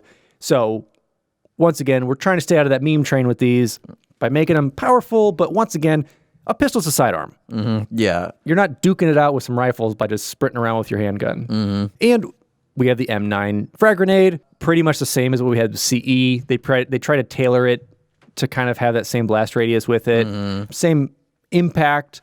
But once again, it really comes down to how your play style, and the games have all adapted and changed. Yeah. Whereas there's more flatland in CE, this has much more scenery and other aspects to it, so you can't get those luscious grunt kills. Now we have the MA-37 assault rifle, which I mean, A, visually amazing upgrade, and B, feels like it's useful. Yes. It actually feels like the first time you ever use it, you have like 600 rounds or something, and you're using that bad boy for a while, and you're doing a lot of damage with it. And it just seems more accurate with the spray as opposed to the CE one. And it's kind of later iterations of it. It makes it to be more like that infantry rifle and less of this weird spray and pray thing that you got. You don't feel like a toddler holding a very big gun and be like, yeah, it definitely changed it up, which is super nice. And then we also have another first appearance of the SRS 99-AM sniper rifle. Once again, it's an adaptation of it. I believe the scope has now changed. You now have this like fatter square scope that you can actually toggle a couple different aspects into it. Is this where you get thermal with it, or is this the... No, it's not thermal. It's just zoom, but I know what you're talking about, where at least like visually on the outside, it's not that it's like it's a lot more crisp, that screen you see. Yeah. You actually can like view it a bit better. It has like depth and whatnot. It's not just like the outlines, you actually see like the depth in there. Yeah, so different aspects to it. Enjoyable. It's beautiful. But now moving on to the Covenant. We have the Type 1 plasma grenade. If it ain't broke, don't fix it. Yeah. I mean, and this is the point where really Bungie, I mean, you got to think this is their 5th Halo game. So they've really kind of gotten everything where it really needs to be, and then they left us. But that's a different episode that I'll complain about. Same thing with the Type 1 energy sword. Visual updates. I believe it's the same distance for like matching for me to slash More or you. less. Call us out on it, guys. Yeah. Sorry. But anyway, get your energy sword. And then, of course, we have the Type 2 gravity hammer. Again, it's pretty straightforward. It works just fine, and it's fun as hell in Griffball. And a little bit of change. We do have the Type 25 spike rifle. A little alteration in this. Not as terrible as 3, but still a weapon you kind of avoid. But this time when you get it, if you have to have it, you aren't like, ugh. You're at least like, okay, I'm going to be able to get something done with this, because of New Alexandria when you get it. Because when you get it in New Alexandria for the first time, I remember first time playing Halo Reach, I was like, let's see how this goes. I was like, okay, this feels better. Yes, the feel of it's much better. It's much more impactful with it. Yeah. Granted, you're going against the worst version of the brutes, so there's this kind of like, is the gun better, or do the brutes suck that bad? It's just the dregs of them that are just like coming out. There's no Paul. Paul's already, he's ahead of the brutes. He's past them. He's got his golf club. He's good to go. But moving on, Type 25 plasma pistol works just about the same. It's just a lot more beautiful now, guys. And I believe they did decrease a little bit of the damage with it. I don't know why, but there's a little bit with it that have changed. I was kind of looking up some specs on some things. But yeah, as far as that and the plasma rifle, a little bit of differences, especially between two. But for the most part, you're seeing the same two guns that are coming through both aspects of it. But yeah, so now we have first appearance, which is the Type 31 needle rifle, which I mean, it's very straightforward. It's the DMR, but with the needler. Yeah, it's basically carbine. Yeah, so and still you can super combine with it, but it takes 3 rounds if they don't have their shields up. It was always tricky because it's not as powerful as the DMR, because if that were the case, then you can get their shields down way quicker than super combine them. But still, it was nice if you saw someone with their shields down, pop, pop, pop. See ya, pal. It was a really cool take on it, and it's a really cool take that's like, we saw it as a prototype. You know, it was weaponry that these Covenant had on Reach that we don't see again. Yeah. So I really like that they, as much as my love-hate for Reach is, I really love the aspects of the weaponry in this game, because I thought they took it and really ran with it. And honestly, they didn't have to fail, because they just go, oh, it was lost in Reach. Yeah, that was the best part. As I say, I think Brian Gerard at one point, or whoever, Marcus Lato, said, you know, this is the prime of the both the UNSC and the Covenant's technological height. You know, so like, and it all happened on Reach, so where a lot of this prototype stuff was happening. So like, stuff's gonna get lost there, guys. Move on from it. Yeah, I mean, especially with like grenade launchers, things like that. Like, did it work with the fans? Did it not? Should we improve on it or not? So it really allowed them to, whether it was intentional or not, experiment and play with this. And I think 343 actually did really run with that pretty well on what fans really enjoyed and what fans didn't, for the most part. For the most part. And back to another staple of it is the Type 33 fuel rod gun, which in my opinion, I'm going to opinions now. I'm done with facts. Who needs facts right now? It felt weaker and just not as good as the older versions of it. I liked it more. Really? I personally felt you could do more and it was a little more accurate. Because for me, I guess it's always been a spray and pray for me, where I just go, and I'm like, well, that thing's done. I love you did the motion as if it was a pistol. See, I'm going full. Like, I'm pretending it's actually on my shoulder. No, mine's a Nerf gun. Mine was made by Nerf, so it's got to be handheld. But I mean, again, for me, I think it just felt better to me. Sure. No right or wrong visually, here. I agree. Visually, I think it's one of the best looking thus far. And that was cool, because instead of like shoving plutonium with your hand on top, you took out like an actual cartridge that was reminiscent of the carbine and what they ejected. Yeah, so it was visually better. It kind of jury's out on whether or not it was actually better. But moving on from that, we have the needler once again did get a huge aesthetic update. So the needles now aren't looking as cartoony. They look more jagged and crystally. Yeah, and they look like they could really do some damage because they're a lot thinner as well. Yeah, it made more sense to be like glass. It was very much like more of that glass aspect of like puncturing, instead of like these like chunky, like, I don't know, It barbs. looks like what you buy at Earthbound, like essentially, you know, like. Hey, I told you, you throw a gun into a crystal collection, bam, there you go. And another first that we see is the Type 50 concussion rifle. Ooh, this bad boy. I mean, this is just a chunker that you're shooting in.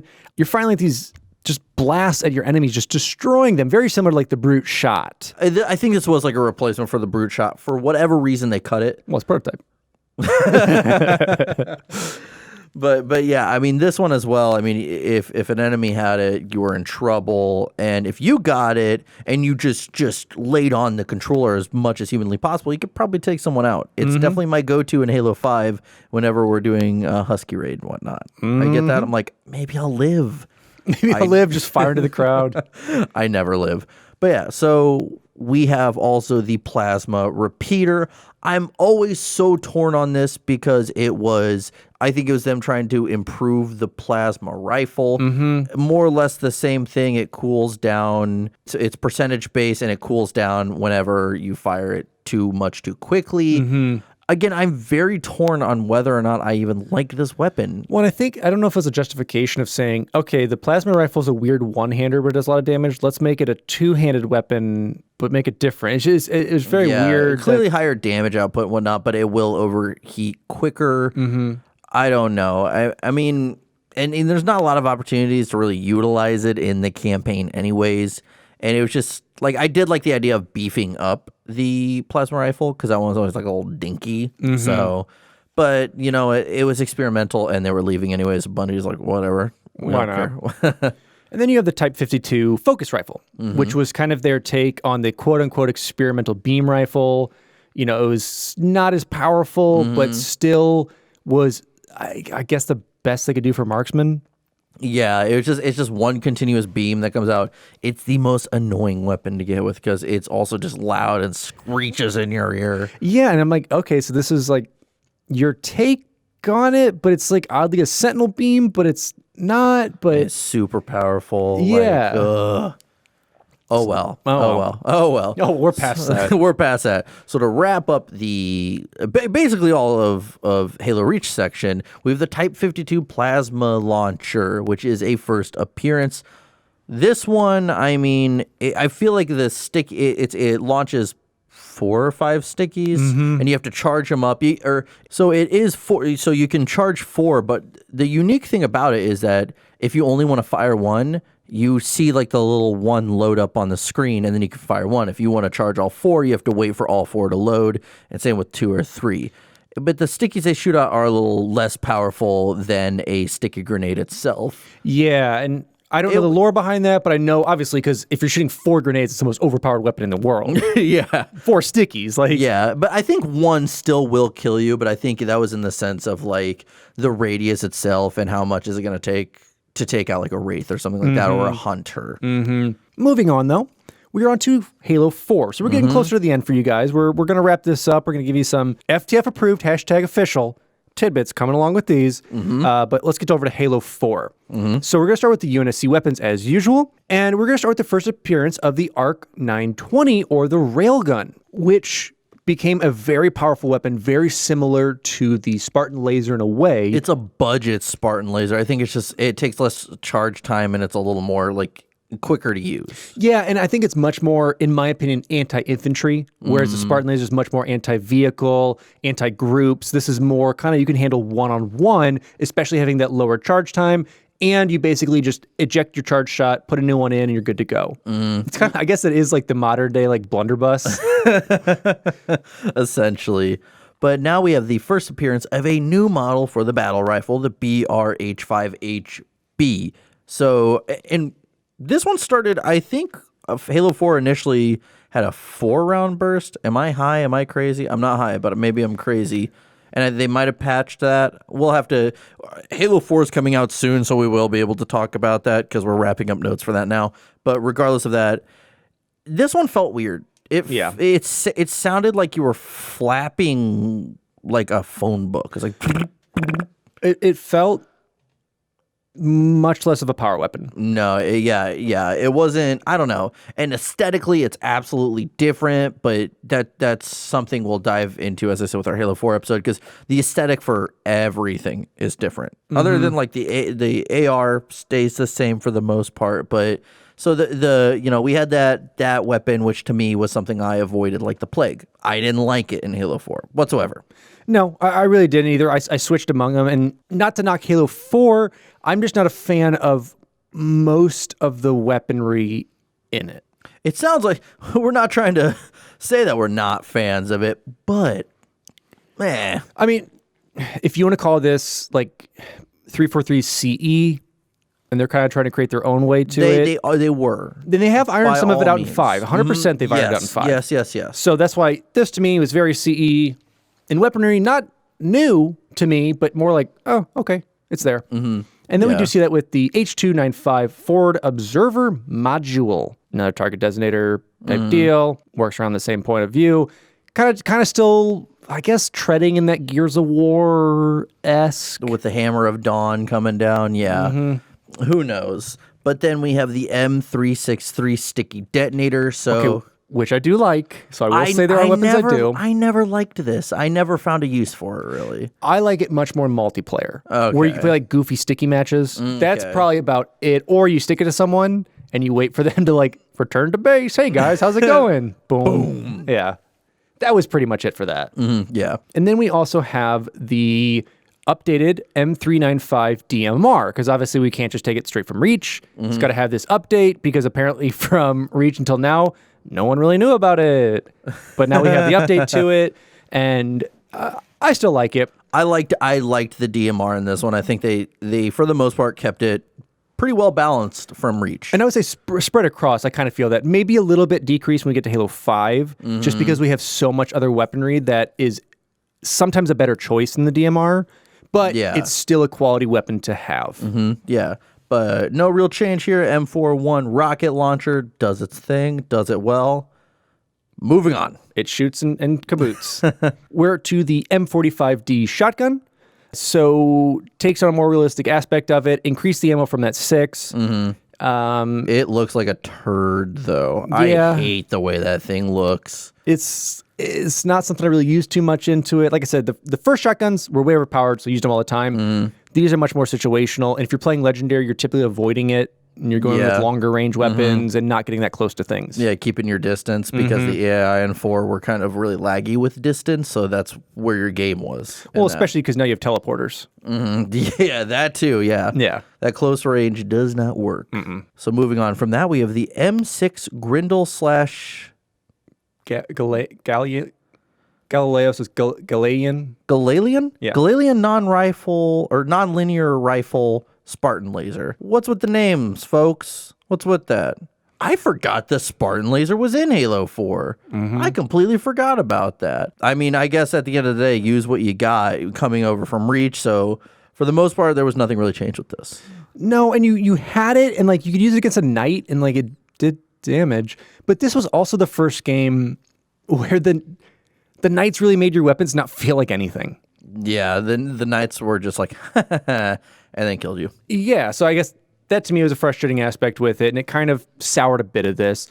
But moving on, we are at the M6H Magnum. First time we're kind of changing the name with it officially, quote unquote. It's a pistol. It's a pistol. It does its job. Whether or not it does it well or not is kind of all up to the player. Unless you're against a knight, then you're screwed either way. Yeah, and this is, Halo 4 was really one of the first games where multiplayer and campaign really changed what weapon you used. Just because your enemies, whether you like them or not, whether they're good or bad, have fully changed the way the battlefield works, whereas in previous games, elites and brutes kind of rivaled you know, to a point, kind of on that same level, quote unquote, with grunts and jackals as underlings. But now we're seeing knights, and we're seeing soldiers, and we're seeing dogs that did change the way it worked. Yeah. And change the efficiency of weapons and changing the tactics, whereas when you get back to multiplayer, you do have Spartan Ops, but you do also have your classic multiplayer that changed up, very similar to how people have played Destiny, where the multiplayer is much different than what you're playing in your campaign aspect of it. Exactly. Now we have quite possibly the most overpowered weapon on Earth, the M739 Saw. I love this gun, though. I love this gun. It's amazing. Because it makes you feel like you're good in multiplayer. It really does. Intense fire. This is basically the assault rifle brought back from CE, but good. Yeah. It's a bunch of rounds. I remember we played this at game night. I think we were playing four. We played four. We were playing 4, and we were playing that like capture the point Dominion? one. Yeah, is that what it is? Yeah. And I was just like, I ended up just being like, I'm just sitting in this corner and just using it on you guys, and just mowing everyone down with it. Yeah, because you get that gun, and you're just like, I feel good, I feel great, and then you get really mad when someone kills you with it, because then you're like, oh, you're really good because you have that gun, huh? Yeah, because they've equated it to like almost the same amount of ammo in that gun is really what other guns do as well. So it's just a beautifully overpowered monster gun. So no complaints. Yeah. No complaints there. But yeah, we also have the M9 fragmentation grenade. We've talked about it like 17 times now. We're not going to explain it again. It's a grenade. I'm going to explain the next one in detail. And we also have the MA5D assault rifle. So we're seeing the return of the assault rifle. Say we will about 343. they've pretty much balanced the assault rifle. It's a beefy boy. It's a beefy boy. It does the damage it should do. It's there. It doesn't feel underpowered by any means. It feels like an asset. Yeah. Once again, it feels like that soldier's rifle. Yeah. And to wrap it all up with the human weaponry, with the SRS 99-S5 AM sniper rifle. So definitely a newer aesthetic for it, a lot more polished, a lot more beefy, as we said, but still, for the most part, it's playing how the sniper rifle should. Yeah. The one thing that has changed is I think 343 ended up doing pretty well with most of their sound design. And so it does sound good. Yeah, a lot of the UNSC weapons sound phenomenal. They sound great. Yeah, they sound like they, I guess, should in a way. Now, moving on to the Covenant, of course, we're starting off with two things that have made a recurrence: Type 1 plasma grenade, Type 1 sword. Energy sword, not the cutlass. Yeah. But they're there, doing about the same thing. You love them, you pick them up, you stabby stab, you sticky stick, boom. Yeah, and same you could say with like the gravity hammer, which brutes were cut, but the gravity hammer is in multiplayer for whatever reason. It still works exactly how it should. I love it. And same with the plasma pistol for the most part. Plasma pistol is still doing its thing. Overcharge, you get them. Marty O'Donnell doesn't make that noise anymore. It's a shame. They kept it until Halo 4. No, that's not true. Please don't quote us on that one. Or quote us, I don't care. But we are seeing one new thing within the Covenant is the Type 27 beam rifle. So it's actually a difference in the, I guess... The look? Yeah, it's the look and feel of it. But for the most part, you're getting very similar to what we had in 2 and 3 eras. But 343 has put their own spin on it. Yeah, I mean, I think it looks... I always thought of the beam rifle in 2 and 3, it looks more Jackal-esque, and this one looks more Elite-esque, if that makes sense, because the beam rifle in 2 or 3 was a lot more kind of jagged and whatnot, and they cleaned it up a little bit for this one, but it's playing the same. But of course, we have Type 33 Needler doing the exact same thing it does. Again, that's one of those weapons where it's like, I don't remember it too much in Halo 4. Because you never saw them. Because they were introducing so much to the sandbox that they were kind of not pushing them by the wayside, but it didn't stand out as much at this point. And not that's necessarily like a complaint, but the sandbox just got way bigger. It was the biggest sandbox at this point. Yeah, and the thing is, too, is like we said, you're mostly seeing for 4 is Forerunner weaponry from the Prometheans. Unfortunately, which we will cover here. Yes, and that's a huge chunk of it. So if you're like me and I kind of got burnt out and only really played the campaign and multiplayer a little bit, but played the campaign a lot, I'm like, okay, cool. I guess I'll hold on to my pistol for 3 seconds. Should I not fire any of these rounds? Because I'm never going to see it again. Exactly. You're kind of stuck with that. So a lot of these we're seeing, there are alterations in the look. There are a couple changes in the power levels of some things, but for the most part, they're staying the same. And we'll kind of just zoom through those real quick. As Jesse has said, Type 33 Needler, fuel rod gun, the concussion rifle makes a return. Little bit of update in it, but being like, oh, we just still happen to have it from reach somehow. Ah, great. Carbine does make a return, so you are seeing that back. The carbine I really liked a lot in Halo 4. I think it was done really well. Faster rate of fire. It was a little more powerful. Whenever you had your custom loadouts, and I think you correct me if I'm wrong, you could use it in SWAT because I always used it. Because it was quick. And that's one where the power doesn't matter. You just have to land a headshot. Yeah, and that was one thing they did really well with it. And I really appreciate the carbine. We also returned the plasma cannon. Some alterations a little bit, but I think it's more in just the damage aspect of it. But then we have this pile of actual crap. But then they decided, you know what? You guys remember that assault rifle that was really bad? Let's take it. Let's make a worse thing, and let's make it Covenant. And that would be, Jesse? The Type 55 Storm Rifle. Lame name and just the lamest gun. Of course, it's percent based on ammo, and it still has to power down. But I mean, it's just like... And it's supposed to be like post-war plasma rifle, I guess? I don't know. It sounds like a toy train. Yeah. And somehow this thing made it in 5. Who said that? Did they hear the one fan out there that was like, it wasn't terrible, and they're like, good enough. It's going in 5. It's going in 5. Thank you. Thank you for your feedback. We've already burnt the plasma rifle. Can't bring that back. Putting this in. But now let's move on to a new faction, almost basically entirely when it comes to weaponry, other than just having the Sentinel beam before. We have new weaponry now from the Forerunners. So let's start out with the Z040 Pulse Grenade.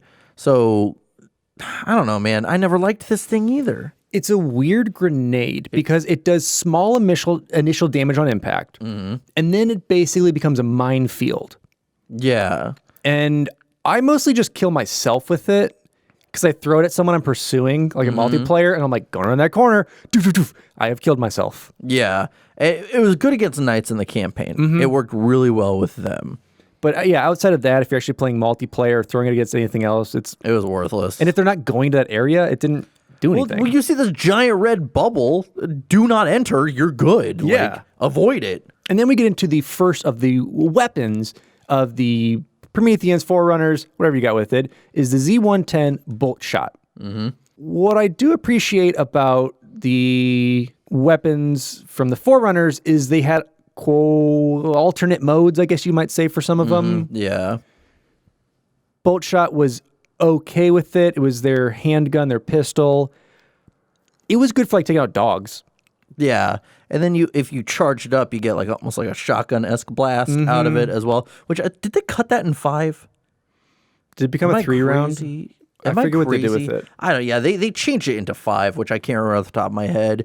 But afterwards, we have the Z130 suppressor, first appearance, as all of these are. So it's not even going to say that afterwards anymore. But this is the assault rifle. Yeah. And it's actually a pretty good one. I wouldn't. It's not terrible. It's good for an assault rifle. I'll put it that way. For a Halo assault rifle, it is good. Yes. It is good. I'm not saying it's the best of the Promethean weaponry that we're using. Yeah, I'd say so far aesthetically, the bolt shot and suppressor are boring. They're boring to look at. The suppressor looks like a water gun.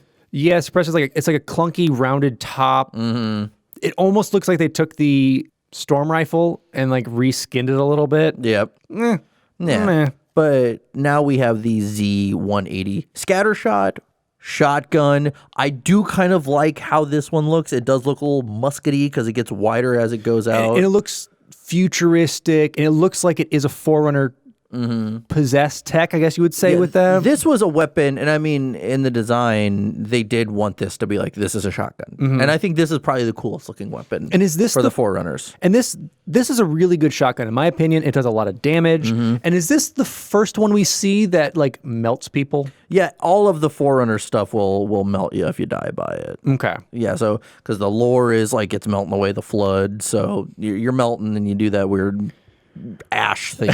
You get snapped. Yes. Thanos comes in and snaps right before you die. Yep, there you go, bud.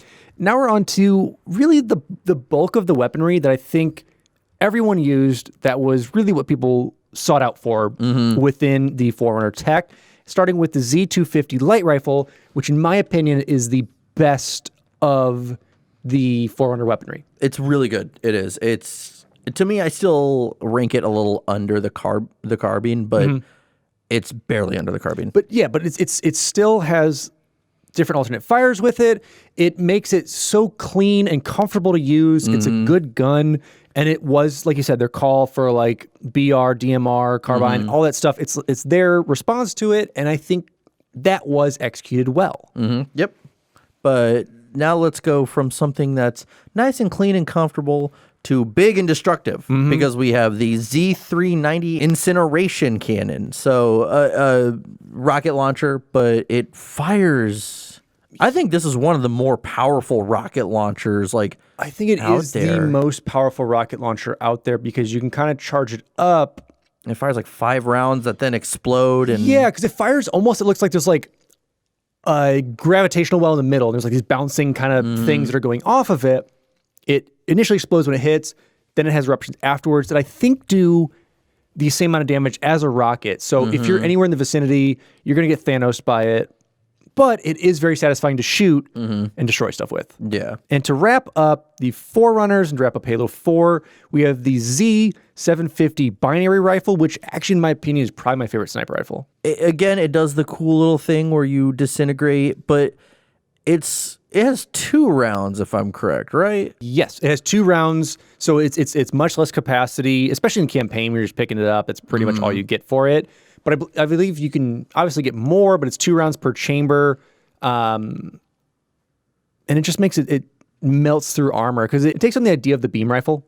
Because when you zoom in, you can kind of drag it across and fire and do damage throughout that instead of just like firing one shot. Yeah, you can kind of continue with that. So neat design. I don't know why they really forced their hand in making these weapons. Yeah, I will say aesthetically that when you pick it up for the first time, if you pick one of these weapons up for the first time, it almost transforms in front of you to more fit how you would hold it. So that was a cool thing they did add. Yeah, and especially with all the campaign weaponry like that, it was really cool to see that. So I like that it's trying to say foreigners are super advanced, even though these are like bastardized Promethean weapons now, like they still form fit to whoever's using it. Yeah, so now we're on Halo 5. We're about to wrap it all up. So this is, again, a lot of this stuff is playing the same for the most part, with some minor tweaks to the weapons, making them a little more powerful or a little less powerful. You know, when we played through this multiple times, it's just like this stuff for the most part. 343 is kind of understanding their stride, so they now know we don't have to change things up too much. And what you're going to see is a lot of these differences are post-war weapons. So a lot of these changes have happened after the Human Covenant War, after the Great Schism, and we see some updates in some of them, like we're going to see with the plasma pistol. It's the same, but it's having an update because it's a post-war weapon. Yeah, it looks different. It looks like I don't know. It looks horrible. But let's start this off with the ARC 920 railgun. So same thing we're getting. We're getting our super futuristic blunderbuss. Yep, but of course, the BR-55 battle rifle stays the same, but we do have a new version, the BR-85N battle rifle. So that is your post-war Halo 5. I put in the BR-55, which is the Halo 2 battle rifle, because you can get it in multiplayer and some rec stuff. So we are seeing them again, and I got to hand it to them. They did keep true. It looks like it came out of the game. Like it's like same amount of polys and everything. Yeah, like they pulled it in. So like they were able to do it. So it does become an option that you can get and some rec packs and a couple other like fun modes with it. So I do appreciate that. Next on our list, we are seeing a different type of rocket launcher. We're seeing the Hydra MLRS. And this one is very interesting because it takes out that huge rocket you're firing and does these little mini missiles that you can lock on to multiple targets that aren't just vehicles. Yep. But you have your enemies in multiplayer to lock onto. It'll lock onto grunts, jackals, whoever you got out there. It'll lock on, fire to them. I believe it holds 6 or 5 rockets. Maybe. I think it's 5. Don't quote me on it. Yeah, so you can lock onto it. It becomes really cool. I like it.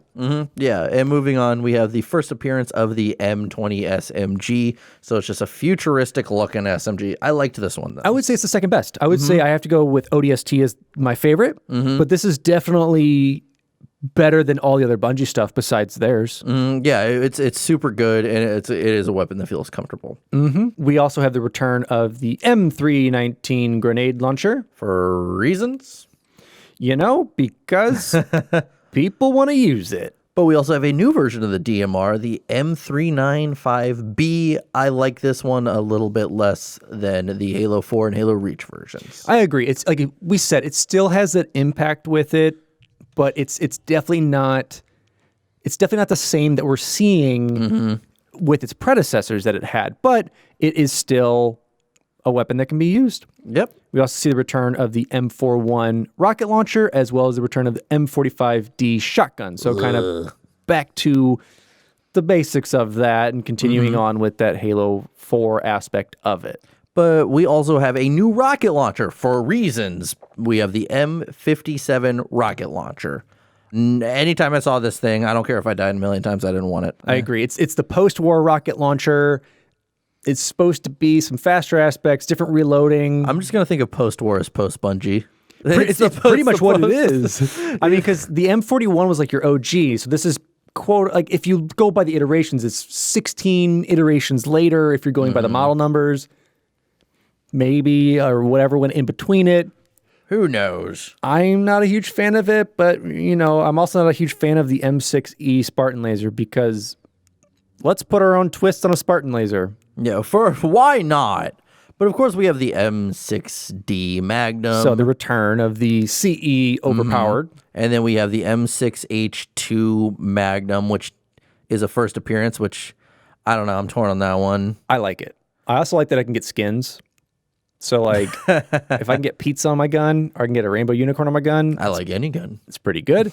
But I will say this pistol does feel good. I know we've been playing a lot of Warzone, and it's pretty fun in that.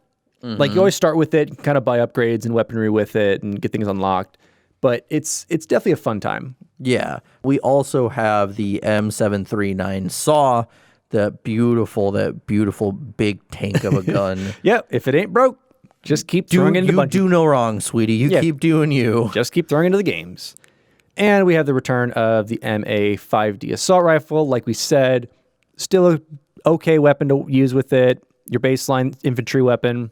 There you go. But of course, to wrap up the UNSC, we have two things that are just staying the same because if it ain't broke, don't fix it. We have the SRS-99-S5AM sniper rifle and the M9 fragmentation grenade. Because I will say, at least 343 isn't changing everything, really. At least I don't know. Yeah, I mean, the visual updates with it, but at least between games, it's pretty much stayed the same because it's kind of following the same story with it. Alas. Now we're to the Covenant.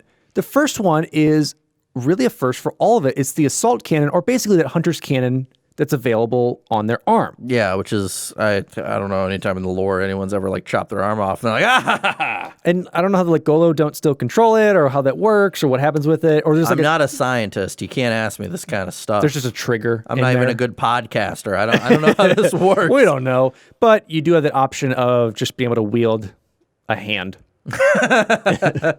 But of course, some things that are making their way back: Type 1 energy sword, Type 1 plasma grenade, and the Type 2 gravity hammer has some aesthetic changes as well. So it kind of looks a little more beefier, still playing the same though. And we do actually see the first return of the Brute plasma rifle. A lot of these are multiplayer weapons that they really wanted to throw back into here to kind of give some nods to some one-offs that happen, things that kind of people want to. It's kind of bringing the older fan base back is really what they're doing. A lot of fan service. We have the gun you like. We don't have a story you like. We have a gun you like. And they definitely did well, I would say, with the lore aspect of the power weapons that are the upgrades of these. Because I was reading through some of them, like the Brute Plasma Rifle, then you have like the 2 iterations beyond it that you can get that are like specific chieftains or specific makes and models. I thought that was kind of cool with the lore of it, but outside of that, it's still, in my opinion, the Brute Plasma Rifle. Exactly. Yeah, but I mean, also we just have the Type 27 beam rifle. So we already know it. Our return. We have the Type 50 particle beam rifle, the OG, as you told me, because I had to ask you because I didn't know what the hell that was. Honestly, once you have like your street names for stuff of like what it is, you're like, I don't know what that is. We've gone through like 100 weapons. Oh yeah, and then we're back to the Type 52 plasma launcher.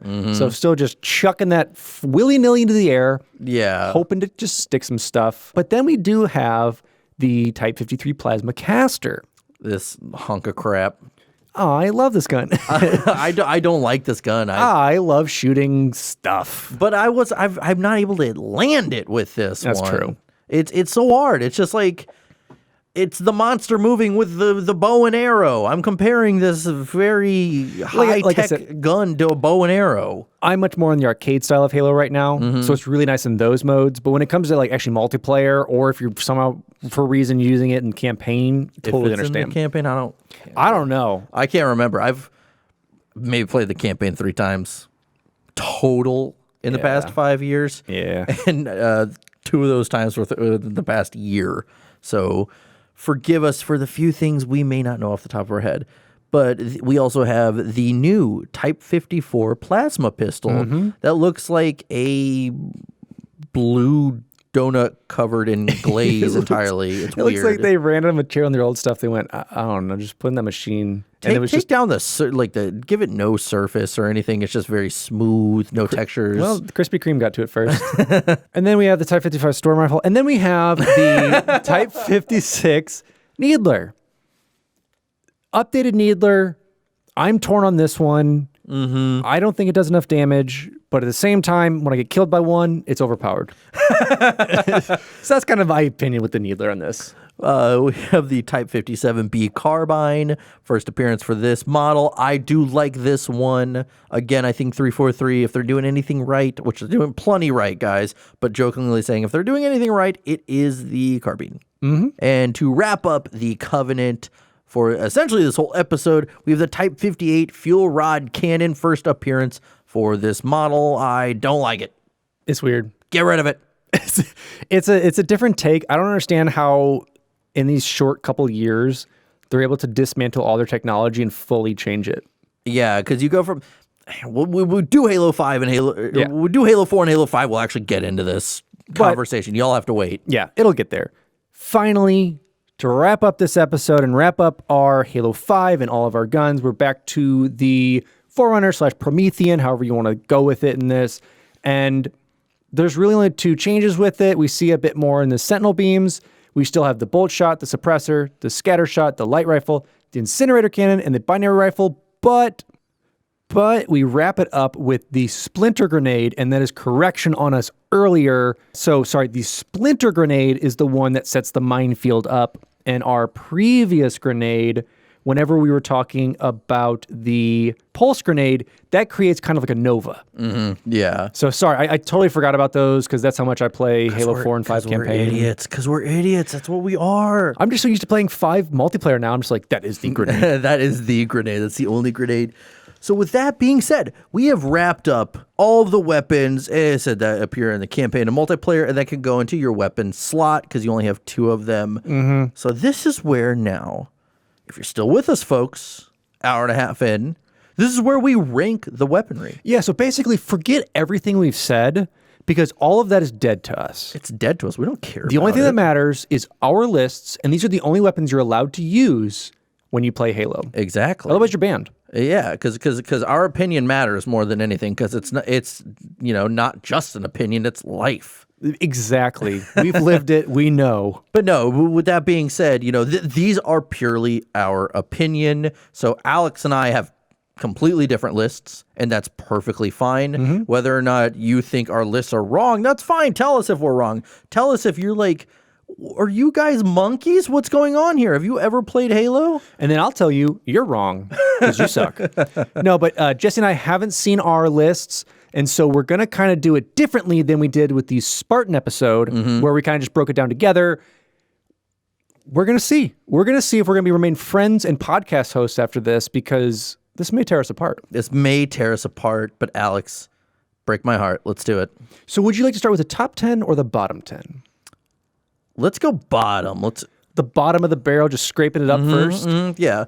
And we'll start with 10 being bad but not the worst, 1 being the worst. So start us off, Alex. Number 10, I've got the Hydra. I think the Hydra's interesting, but I just don't really see the aspect of it. I get that you can lock onto enemies. I get that aspect. But for me, when it comes to multiplayer and other uses for it, it's just when they already added 17 other rocket launchers to here, it just seems so watered down. Yeah. Number 9 is the M319 grenade launcher from Halo Reach and continued on. Once again, I just thought, you're right, the EMP is cool, but it's so ineffective outside of that. Yeah, pretty much, unless you get lucky with a shot. Yeah, or like firing in a corridor, hallway, something along those lines. Made sense with that. I've also got number 8, Brute Spiker. It's not good. No, it was not that good. And this is specifically the Halo 3 one. So we're going to Halo 3 one. You could dual wield them and do something, but it wasn't there for me. And so that's making number 8. Number 7, the ARC 920 railgun. Once again, it's a futuristic blunderbuss. Yeah, it's not that great. And I think it's just as hard to land a shot as a Spartan laser. It's just less powerful. Yeah, and you can take it either way too. If you're really good at it, it just seems like cheat mode, point and shoot dead. Yeah. Whereas Spartan laser takes more time, charge it up. It is vehicle, I get that, but it didn't feel good to me. Another one on there is the Type 50 concussion rifle. It's It's neat, but man, did I start to hate the Covenant tech as we started getting from Reach on. I just did not like some of the aspects of it. I can see that. The changes that go along with it. And so, unfortunately, it is up there. So that was what, number 5 I had? I believe that was number 5, yeah. And going on to number 6 is the M90A Cause shotgun from Halo 3. You decrease the ammo. You made it not really fun to use. And I guess that is the Doom aspect of it that's going away, and it's becoming a realistic kind of gun. But it lost all sense of using it, in my opinion. And it just kind of burned out. So unfortunately, that brings it up to there. Now I'm on to number 4, which has to be the MA5C ICWS assault rifle, which is the Halo 3 assault rifle. It was weak. Didn't do what it needed to do. Sure, they made it more realistic, but it just kind of burned out. Yeah. In my opinion. That, once again, my opinion. That one was broken. I didn't like that one either. I now have 3 left, Jesse. I have 3 left of this list. That was 7 of them. Or 6, or whatever it was, but I've got 3 down. We've had the Hydra, grenade launcher, brute, railgun, shotgun, concussion rifle, assault rifle. 3 left. I give you the 3rd worst gun of Halo. And that would be the M7 caseless submachine gun from Halo 2. Didn't do that much. Rat-a-tata, that's all you really got. It's, if you get a kill with it, you're like, sweet, got a kill with it. Got to kill with it. Now I'm out of ammo. And I'm done with this weapon. So there was that. Unfortunately, I burned it on the list. 2nd worst gun. Fuel rod gun across all the Halos. Gotta disagree with you on that. I love the fuel rod gun. It was such a weak explosive that never had, like, a human rocket would kill something. Yeah. I had to fire 2 or 3 of these to really do damage to things. I'm already out of Just ammo. do it quickly. Burned it. It's Boom, boom, boom, boom, boom. It's dead to me. It's number Okay, 2 on the list. okay. Number 1 worst gun in Halo. Storm rifle from Halo 4 and 5. Yep. And I don't even think it's like, I think it's just, for me, it's like, yeah, it's like a crappy AR, but it's just so ugly and sounds awful. A bad design. It's bad audio design. It's not a good weapon. No. In the least. It doesn't make me feel like I'm doing anything with it. And once again, it's a softener. It's like, I'll shoot at you until I get really close to punch you. Yeah. Like, it's never a finisher for it. So I'd take a plasma rifle any day. Yeah.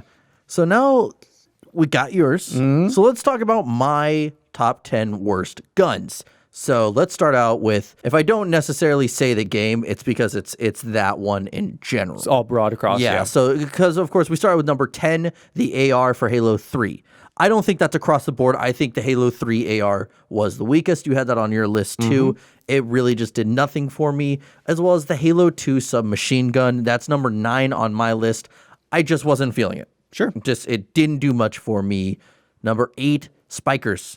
They got a little better in Halo Reach, but as you said, it's like, let's take all the things that are cool in a needler and throw them out the window. Especially not having an aspect for melee to count. Yeah, for it to be like way more powerful, even like 50% more powerful. What's the point of that cool design then? But moving on from that, the plasma rifle. Never liked the plasma rifle, really. Like, as unique as it is, and it's cool to see that that's the staple, I would avoid it if I could. Like, it did nothing for me. As I said, moving on, the Forerunner Sentinel Beam from Halo 2 and 3. Sure. For me, unless it was against Flood, which a majority of that series is not against the Flood, it's very specific weapon that I've never It's really only liked. worked in 2 modes.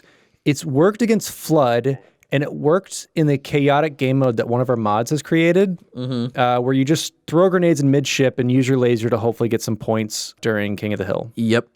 That's the only reason it's good. Other than that, no. Number 2 is the bolt shot. I hate that little piece of crap more than anything. Well, not more than anything, because it's number 2. It is kind of like the knockoff Dead Space cutter that you start with. Dude, it's like the design is so identical. Yeah. Come on, 343. But finally, number 1, worst weapon in Halo is the storm rifle. I think it's the only time we'll truly agree on Great things. minds Yeah. think alike one time. ever. But I mean, Alex and I have brought this up. I mean, just having regular conversations. The gun is just not good. I feel silly with it. You're right. And by all means, these are all like, with our Spartan ones that we had like this list that we went through. This is purely opinion based. Yeah, this is purely like we have no prior criteria for this. I mean, our criteria it's internal, like we said. It's look, sound design. How does it feel in your hands? As you're using it. And how impactful is it really to the game? Even if it didn't do a lot of damage, does it feel like you're actually using something? And does it make me feel like I'm in the universe and feel like I'm doing something that's not, for me, incredibly way overpowered or way underpowered? I like the middle gauge. Yeah. So now let's move on to your top 10. This makes you head honcho. This makes you the man of any game you play when you have one of these 10 weapons in your arsenal. Let's hear it, my friend. That's what I do. This is the official top 10. There are no other top 10s. Ignore any YouTuber. Ignore anyone else who's made anything. They don't count. Ignore any other Halo podcast hosts in the studio. Everyone. Because on our list, we have number 10 is the M6H2 Magnum. That is the pistol from Halo 5. How much did 343 pay you to say that? I love that gun. I hate that gun. It is comfortable. I have a unicorn on it. And it always starts off in my matches carrying it. So I've gotten used to it. Hey, listen, the pros use it. I know what I'm doing. The pros know what they're doing. So that gets my number 10. My number 9 is the M19 SSM rocket launcher, which is the Halo 2 rocket launcher. Kind of the OG for me. It's taken every bad aspect that CE had for the rocket launcher, which there wasn't much. It's taken every bad aspect of the rocket launcher from CE and really done away with it. It's added in targeting. It's added a different sleek design. Even the sound design to me is a little bit better. Explosions are better. So that to me really brought it, and it's always an essential you had, because if you knew a vehicle mission was coming up or some hunters are coming, you're packing. Like, look what I got. Number 8, the M392 DMR. It's the Halo Reach DMR. It's the OG to put it in. It felt comfortable. It definitely made me want to swap the assault rifle out and use it because, like I said, I like more of the marksman stuff in this game. Really, really enjoyed that rifle. Number 7? 10? 9? Yeah, 7. The M739 saw. Gotta love that saw. And yeah, specifically Halo 5, I like a little bit more of the aspect in that game, but obviously it's 4 and 5 saw. And it just, like you said, what Jesse said earlier, it shreds. It's fun to use. It brings back that Doom style feel of like just mowing everything down. And then getting to the variations, those are fun as well. Yeah. Number 6 on our list is the Type 1 energy sword across the Halo universe. Yep. A unique weapon, but not so unique. I thought it was just really cool that it is a ceremonial aspect to it, but it's just fun. And it's different how it is, because the hilt is like, how you hold the sword is straightforward versus like upwards. It's hard to show. I'm making hand gestures in the studio. You don't know what I'm doing. Yeah, it's pretty good. Just picture what Jesse was doing. It was basically like had one hand down, had one hand up, going vigorously up and down, showing how the sword went. Because that's what he's doing. Yeah, and I thought it was just a really unique aspect. It created so many fun nights of super jumping, breaking the level in Halo 2, going to Zanzibar and walking around and doing super jumps. That to me holds a special place in my heart, and it's a fun weapon. Number 5 on our list is the Z250 light rifle, like I said. Oh, son, where are you getting this from? I absolutely love the light rifle. It's fun. It's great to use. And it's the only thing I like about the Prometheans they have. And that's literally it. And like I said, I like the modes. It's a fun one. I like shoot, shoot, bang, bang. It's good. Now we are on to number 4 on this list is the plasma pistol from Halo Combat Evolved. What? You don't know Halo Combat Evolved until you've rushed everything with that. You can kill everything instantly. It actually is quicker than the Magnum, and it does so much more, and you can find them everywhere. Never charge it, just rapid fire. Just rapid fire. Then we have now we're up to the top 3. Top 3. These belong on a pedestal. These are what make Halo Halo, in my opinion. You're all wrong, so agree with me. Number 3 is the M6C pistol. That would be the Halo 2 pistol. Like I said, I love it. The fire rate's fun. It's not stupid overpowered. It's not a big clunker in your hands. It's a fun thing. I also love SWAT. And it's super fun in that aspect. Also, you could dual wield it. Like I said, you could be a cool cowboy. And who doesn't want to be a cowboy? Exactly. Number 2, the BR-55 rifle. That is the Halo 2 battle rifle. What more do you have to say? Kicking it old school. Exactly. It's old school. It brought you into the marksmanship of Halo besides the sniper rifle. It's been a staple since. It's always been a fun weapon. It's created so many different modes based just around that weapon solely. And it's, like I said, it's one of the weapons that has felt so good and fun to shoot. And you don't really feel the DMR. I like the DMR a lot. But I don't think you get that nice ka-clunk of it as you do with the battle rifle. Yeah. And to top it off, the number 1 best weapon in Halo, across the board, the M7S submachine gun from Halo 3 ODST. It is a great gun. I wouldn't say it's the best, but I do love it. Well, you're wrong. Love it. You're wrong. I do love it. You're wrong. Here's why. It made ODST what it was. Whereas Marty did the music and set the mood with it. Having silenced weapons, not only because it's an ODST kind of extradition team that goes in, so trying to be quiet and going around. It also just mimics that like quietness, nothing around, silenced, feeling like you're alone. You don't have this big honking gun to start with. You start on with these covert weapons.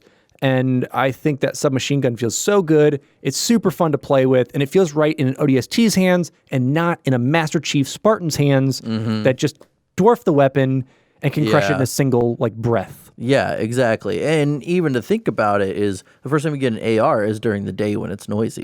So I absolutely see your logic with that. I can agree with you on that. Yeah, it's a gun. It's a gun that set the mood just so much to wrap around the game itself. I mean, Halo 3 ODST, whether you really enjoy playing it, you like the cliche story, it doesn't matter. What really matters is that Halo 3 ODST is such a piece of art in and of itself that I think the guns really complemented that. And they really did well on that aspect of it. Well, I do respect your list to an extent, but now we have my best 10. Well, let's see if they're any good. Number 10, rocket launcher across the board. All right. You gotta realize, I don't have a lot of accurate weapons on here. I'm just gonna throw that one out right now. I like the big old booms. Hey, I agree. That's who I am. Gotta have a rocket launcher. It's Halo. What's Halo without rockets? Exactly. I will say number 9 is the carbine. Okay. I love how much it just got better and better, and I think 4 might be my favorite version of it. I really love how 343 did improve it. So across the board, I've never really had too much of an issue with it. Sure. Number 8, the swords. Because again, like you had said, it's fun. Yeah. It's just super fun, and it's so odd to have in Halo in the grand scheme of things when there's a bunch of guns, and occasionally they're like, I'll just throw a sword in there. Yeah, Why not? And that's really like one of the like fun, campy, cartoony aspects always been in the game. Even though they've improved the sword to look realistic and have this like plasma like lance going through it, you still dart across a map and like stab someone. Exactly. So number 7 is the DMR. As I said, when I first played that in Reach, I was like, I can never, or I could basically play this for the rest of my life, like with this gun. Like I loved it so much. Number 6 is the Mauler. Again, I like things that go boom, and I love dual wielding those and just running through Halo 3's campaign. Super, super fun. Number 5 is the Brute Shot. Because it's starting to see a theme here with the stuff I really like. Explosive, can kind of like have a large radius. Stuff that makes the game easier. But no, I love the brutality of weapons. That's what I gravitate towards, is how brutal is this weapon. Yeah, I mean, you've got what, 2 brute weapons so far in here? Yes. But that's not it. There's another one that makes its way in there. Number 4 is the Hydra. Just because anytime we get that, you can at least get 1 kill with it before I die in Husky Raid. I very much love that my rating was kind of like these different criterias going through as campaign multiplayer. Yours is, can I kill someone? Can I get a kill in multiplayer and not be lowest on the board? I like that. Number 3, the Gravity Hammer. I've always loved it since Halo 3, and I always love the idea that Master Chief can be like the only one to wield this until you play Halo 3 ODST. Yeah. And we even talked about how you don't get to use that blade, but in Halo 3 ODST, in that cutscene, he actually flips it over. and hits Romeo with it. So I thought that was really cool. Number 2 is the Halo Reach shotgun. I think that was the best design. I loved that design. It was beautiful. It felt like a powerhouse when you had it. I loved it. Okay. Number 1, the saw. I think it is the most unbalanced, overpowered weapon ever, but it's just fun. Like, I would love to have a saw playlist where you everyone gets saws and like just no shields, and just see how quickly we drop like flies. Oh, and I would love like weapon modifications in Infinite, but are like modifiable on all of them. So you have like an 8x scope on a saw that's constantly zoomed in. Then you're just having to like fire and not see anything. That's what I want now. But that was it. That was our breakdown of all the weapons, along with ranking the worst 10 and the best 10. Do you agree? Do you disagree? Tell us if we're wrong, because you guys probably aren't going to agree with us. You're going to disagree with us. No, you're going to agree with me. Well, why would you agree with us? Because it's the internet. No, but that was really fun to do. A lot of knowledge, but you really brought in a lot of insight of the weapons that I never even thought about, or even talking about when you brought up how the suppressor in Halo 3 ODST was for those quiet moments. I was like, yeah, that's why we get the AR in Buck's mission at first, because it's during the day, it's noisy. So this was fun to do. Yeah, I had a blast like going through the weaponry. There's a couple things I know I missed between some games and kind of put them into other ones. I think like the Seven Woods and a couple of them, but just wanted to throw it in there to have goofy. I will say I don't like that we couldn't use turrets, because initially the mounted machine gun turret was on my top 10 list. I took it off just because when I was going through, there's 17 iterations of every turret, plus there's variations in different games. So I left that out. I also left like Halo 2A out because that's a whole different thing, and I kind of wanted to stay true to the core of it. Yeah. So kept that out as well. But yeah, I had a blast with this, and everyone should agree with my list because it's finite, and I am right. So Alex, who can we point the finger at and blame for making us do this episode and go through all this work? Yeah, because really, it's their fault that these are the definitive lists. Nothing changes. I mean, we are right. No one else has an opinion. It's just us. So honestly, to thank, that's our patrons. So once again, it's a bonus episode. This is brought to you by those patrons who were voting on this. Technically, a gift for my birthday won, but I'm doing it for the people. So we chose the second. This is the gift. We chose the second best one, I guess. No, we did this. Each month, people vote on it. They get it a month before everybody, so they'll be getting this soon. But it helps us immensely as patrons to help fund this podcast, help bring some more ideas with us, because they're helping us along with ideas, too, of what they want to hear and what other masses are trying to do with it. So really want to give a shout out to them right now. And with that, we have AngryCanadien, Brenton Bagley, Charles Zitter, Cowyn Fong-Feliciano, DGamer1298, Duststorm, Francis, Grant Dillon, Harvey Chong, James Yervasi, Jonas, Colonel Panic, Taqtix, DragonFire, Mr. Chofe, Pascual Orozco, Skyjack, and ZZ Slipaway. So these guys are amazing, and they're with us all the time because we have this Discord with it. So it's just, once again, helps us immensely. We love doing it, and we're very excited to see like what else we get to do with this. Yeah, and again, we're really appreciative of our patrons, so thank you guys so much for what you do. Moving on from that, though, if for any reason you want to follow us on social and see all the goofy stuff that we post, whether if it's on our Twitter, because we're on Twitter, Facebook, and Instagram. On Twitter, we're always going down weird rabbit holes and finding old tweets from Halo or recently Ken Levine. Like, it's been wonderful. So you find us on any of those platforms, as well as you can listen to us on iTunes, Stitcher, SoundCloud, YouTube, literally anywhere that there are podcasts, you can find us. If not, let us know, and we will get on that. But once again, this was a definitive ranking of the top 10 best and top 10 worst Halo weapons. Thank you once again for sitting in on our weird kind of TED Talk about that.